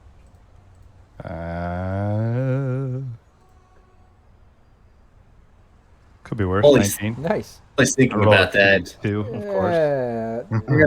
I'll go ahead and I'll add to it, and I'll say, no, I can't tell whether or not it's a fair deal or not, but I'll tell you that Weaver is one of the most trustworthy negotiating businessmen that I've ever met. And if he says it's worth 2,000, I'm willing to believe him. And I will tell you that you are going to get great business because of we're definitely giving you a heck of a shout out. One moment, +2. Yeah, give That'll me be a- 21. Well, give me a conversation. Oh, I was going to use persuasion. All right, I'll use He already rolled a persuasion. if Oh, you it's all want. right. I'll roll conversation. Yeah, I would rather work with conversation because he's telling the absolute truth. He's just trying to give him the facts to back you up. That's fine. That'll be a 12 then with a +2. Not as impressive. Yeah, it's still enough to get a little bit of a bonus. I wasn't looking for a lot because you are stating the exact facts of what you did to help his business, and you did those things. So, but in all honesty, Weaver did not need it. He was already above what I was looking, but I wanted to play that out, get the extra help. It sealed the deal, and that's going to allow me to go above and beyond the typical 10% that the fixer would get from that little haggle. And he agrees to it. Instead of just an extra 10%, he's like, it does make sense to me. Weaver, we go way back, and well, in all honesty, you help kind of clear up this BD fiasco. I can get business back to normal, and I'd probably spend a little more than that on advertising, on social media ads and bullshit like that. So, Weaver, you know what? I trust you. You got it. And he goes blink, and not even waiting a month, another 2K shows up in the agent, and you're able to get it with that roll. Sweet, hospital bills. I look covered. forward to Got doing it. business with you again, Maxim. Yeah, Catch up next time, yeah? Yeah, I need stop to, by anytime. To reinflate a lung, I think. Yeah, yeah, I can. Bunch of I babies. can hear a little bit of whistling every time y'all are talking. I think, yeah, you should go take care of that. And he looks at Mayhem and says, or maybe it was Torchlight. Who mentioned the licensing of the videos earlier? I think that was me. Was it you? Yeah, I Oh, think that Weaver sounds like a mentioned it, Weaver and Molly thing. said, Cool. "Yeah, I'll get you some stuff." Okay, yeah. Then he looks back at Weaver and Mayhem and says, "Don't forget, give me some of your BDs. I mean, it doesn't need to be anything exclusive. You can give me pre-released if you want. Let me just get it in the system. A little cross promotion. I'd appreciate that. For sure. I This have my one's gonna be people good. call your people. All right. I'm the people. I'm gonna call. Sounds good. Hit me up anytime. The bear looks up and just nods too, with the glowing eyes. Fucking story behind that one, I think. Yeah. Sooner or later, I hope. Yeah, and the team can carry on, get to the nearest Ripper Dock or Trauma Team headquarters there. I think near the Upper Marina where you are. Closest would probably be heading across the bay into, I think it's Westbrook with Trauma Team Towers, or just a local dock. Everyone's able to get their lungs patched up. We'll work up the cost of that hospital visit, if that's what it is. Overnight stays. Yeah, well, there is a little bit of a cost to fix a critical, or to get patched up if you're going to the hospital and you're going that route. So we'll work out that in chat. We'll do a little, like we did in the previous one shot. We'll do a little update on the money, the IP, the things that came from this gig, and the outcome sort of repercussions, rewards, and we'll put that in text. In the description of the video when we post the VOD on YouTube. So anybody watching, make sure you watch the session again, have fun with us all over again, but also make sure you read the description so you kind of see what developed after this point with the team. But yeah, that's our session. I had a great time. That was officially a one-shot from the r.talsorian data pack called Snuff. I thought it was pretty cool. In all honesty, there was a couple things lacking within that I could have used for some player agency and things, but I was able to add in my own things to make that happen, like adjusting where the door was to have it make sense for coming in, not being right there next to them. There's just certain things I adjusted. Anybody that has the data pack, I'm sure you'll see what I've done with that. But what a great one-shot. I did enjoy it. At first, Yeah, I wasn't fun. sure. Typically, I make my own, but it was awesome. I really enjoyed it. What did everyone think of it? Yeah, I was- I like it. fun. Yeah, That that's was fun. pretty good. Anything that I can come within an inch of death in, I think is pretty awesome. Yeah. I love that I just walked away entirely unscathed. Yeah. Whatever, Especially- guys. Especially after critical injuries and stuff. Like, I know. Couple. yeah. Oh, I was just waiting. It's like, oh yeah, he's gonna use melee on me. That's gonna set up my judo. Heck yeah, let's do. Oh no, there goes my leg. Oh, there's my body. But then Weaver got the critical too and took out Satan's hand as Wolvers with that. So there's That was that was Yeah, so few good. criticals That going was on. so good. Oh, yeah. Blam, Criticals blam. really changed it up. Blam, blam. Oh, nice. Is that a new one? Oh, yeah. What? What was Oh, that? this little thing? Oh, don't worry about Oh, this. cool, little nice. thing. Printing guns at home. Don't worry, they're non-functional, Oh, folks. yeah. Speaking of which, you got to help me with some of the 3D print stuff too. We got to get into that. You got it, boss. Yeah, and before we go around the table, let everyone just kind of say their goodbyes, outros, remind people where they can find you online so fans can follow you and stuff. I want to start it off by just thanking everybody in chat for being part of the session, contributing the points and rewards, giving the players +2s, -2s, plot twists. All that stuff is so much fun, and I love having chat as part of the actual gameplay. So thank you, chat, for always being here for us. I also want to encourage everybody to check out Cyberpunk Uncensored, both right here on Twitch and on YouTube. Give me a follow, a subscribe, share the channel, whatever you can to help the brand. We have a lot of great GMs and content all the time coming out, and we would really appreciate the support. That being said, I also want to give a shout out to my patrons on Patreon that support and opted in for the shout out. A couple of them are right here, but let me just go down the list with William Huddleston, Naomi Madlass, Leaded Coffee, Michael Edmonds, aka Kira, Chris Anderson, Dolan Pondsmith, Steve Barr of Sirenscape, Matt James, who's also GM Reservoir Panda, Revolver Gray, Samurai Mac, Jorge, Zach, who's Capricious Nature, who had a lot of contributions with points to the gameplay today. Very cool. I feel like he was right here playing with us, you know? Rothan, aka Renegade 420, who also subbed earlier and usually gifts them out. Really appreciate you, man. Raven, Andy Stretton, Charles Fodel, Kevin and Katie right here with us. Rufio, Rayan, and Jamie Minch. So thanks all of you for being Patreons, being part of my Patreon and being a supporter. All of you are literally the fuel on the fire that keeps us putting out content, gameplay, and videos and stuff. So thank you so much. Really fucking appreciate that shit. But let's go around the table, everybody. Just let people know where they can find you online so they can, you know, follow you on Twitter, add you on Facebook, or find you in the Cyberpunk Uncensored Discord, whatever you prefer. Just let them know. Evan, you want to start it off? Yeah, so I don't have Twitter, anything other than Facebook. You can definitely go ahead and find me there, or on the Discord, Zeth Raccoon. And thank you very much for watching, everybody, and thank you for your contributions. You helped make this possible, and it was a really great time. Oh, yeah. Katie. Katie. I am Katie Plays It on Twitter, in the Cyberpunk Red Discord with you guys. You can catch me here sometimes. Those are pretty much the places to find me. Thanks for hanging out. Nice. Howard. You can find me here.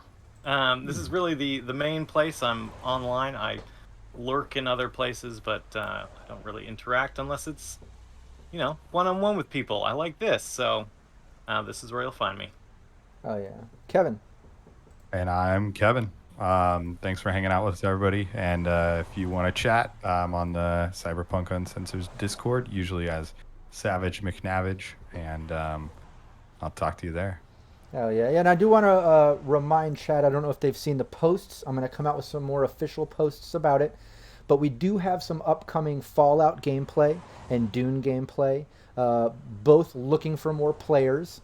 With other GMs and overseers and things. So keep your eyes open, looking for those submission opportunities, or hit me up if you're interested and I can, you know, try to hook you up. The other thing too is, I don't know if anybody saw my recent, I have many teams I run for Cyberpunk Red. One of my monthly teams is called Team Veritas. They're running a Neo media corporation, and one of our players, Wandering DM, had to leave. If anybody saw the last session, we had a really epic time with his character. I don't want to give away too much. Check that shit out, Team Veritas.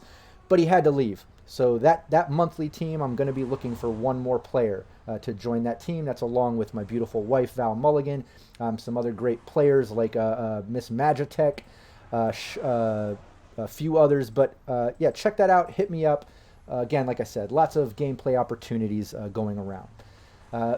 That being said, I want to thank all of you for playing with me. This is so enjoyable for me. It truly is therapy, so I appreciate all of you putting in the time and effort to make this happen.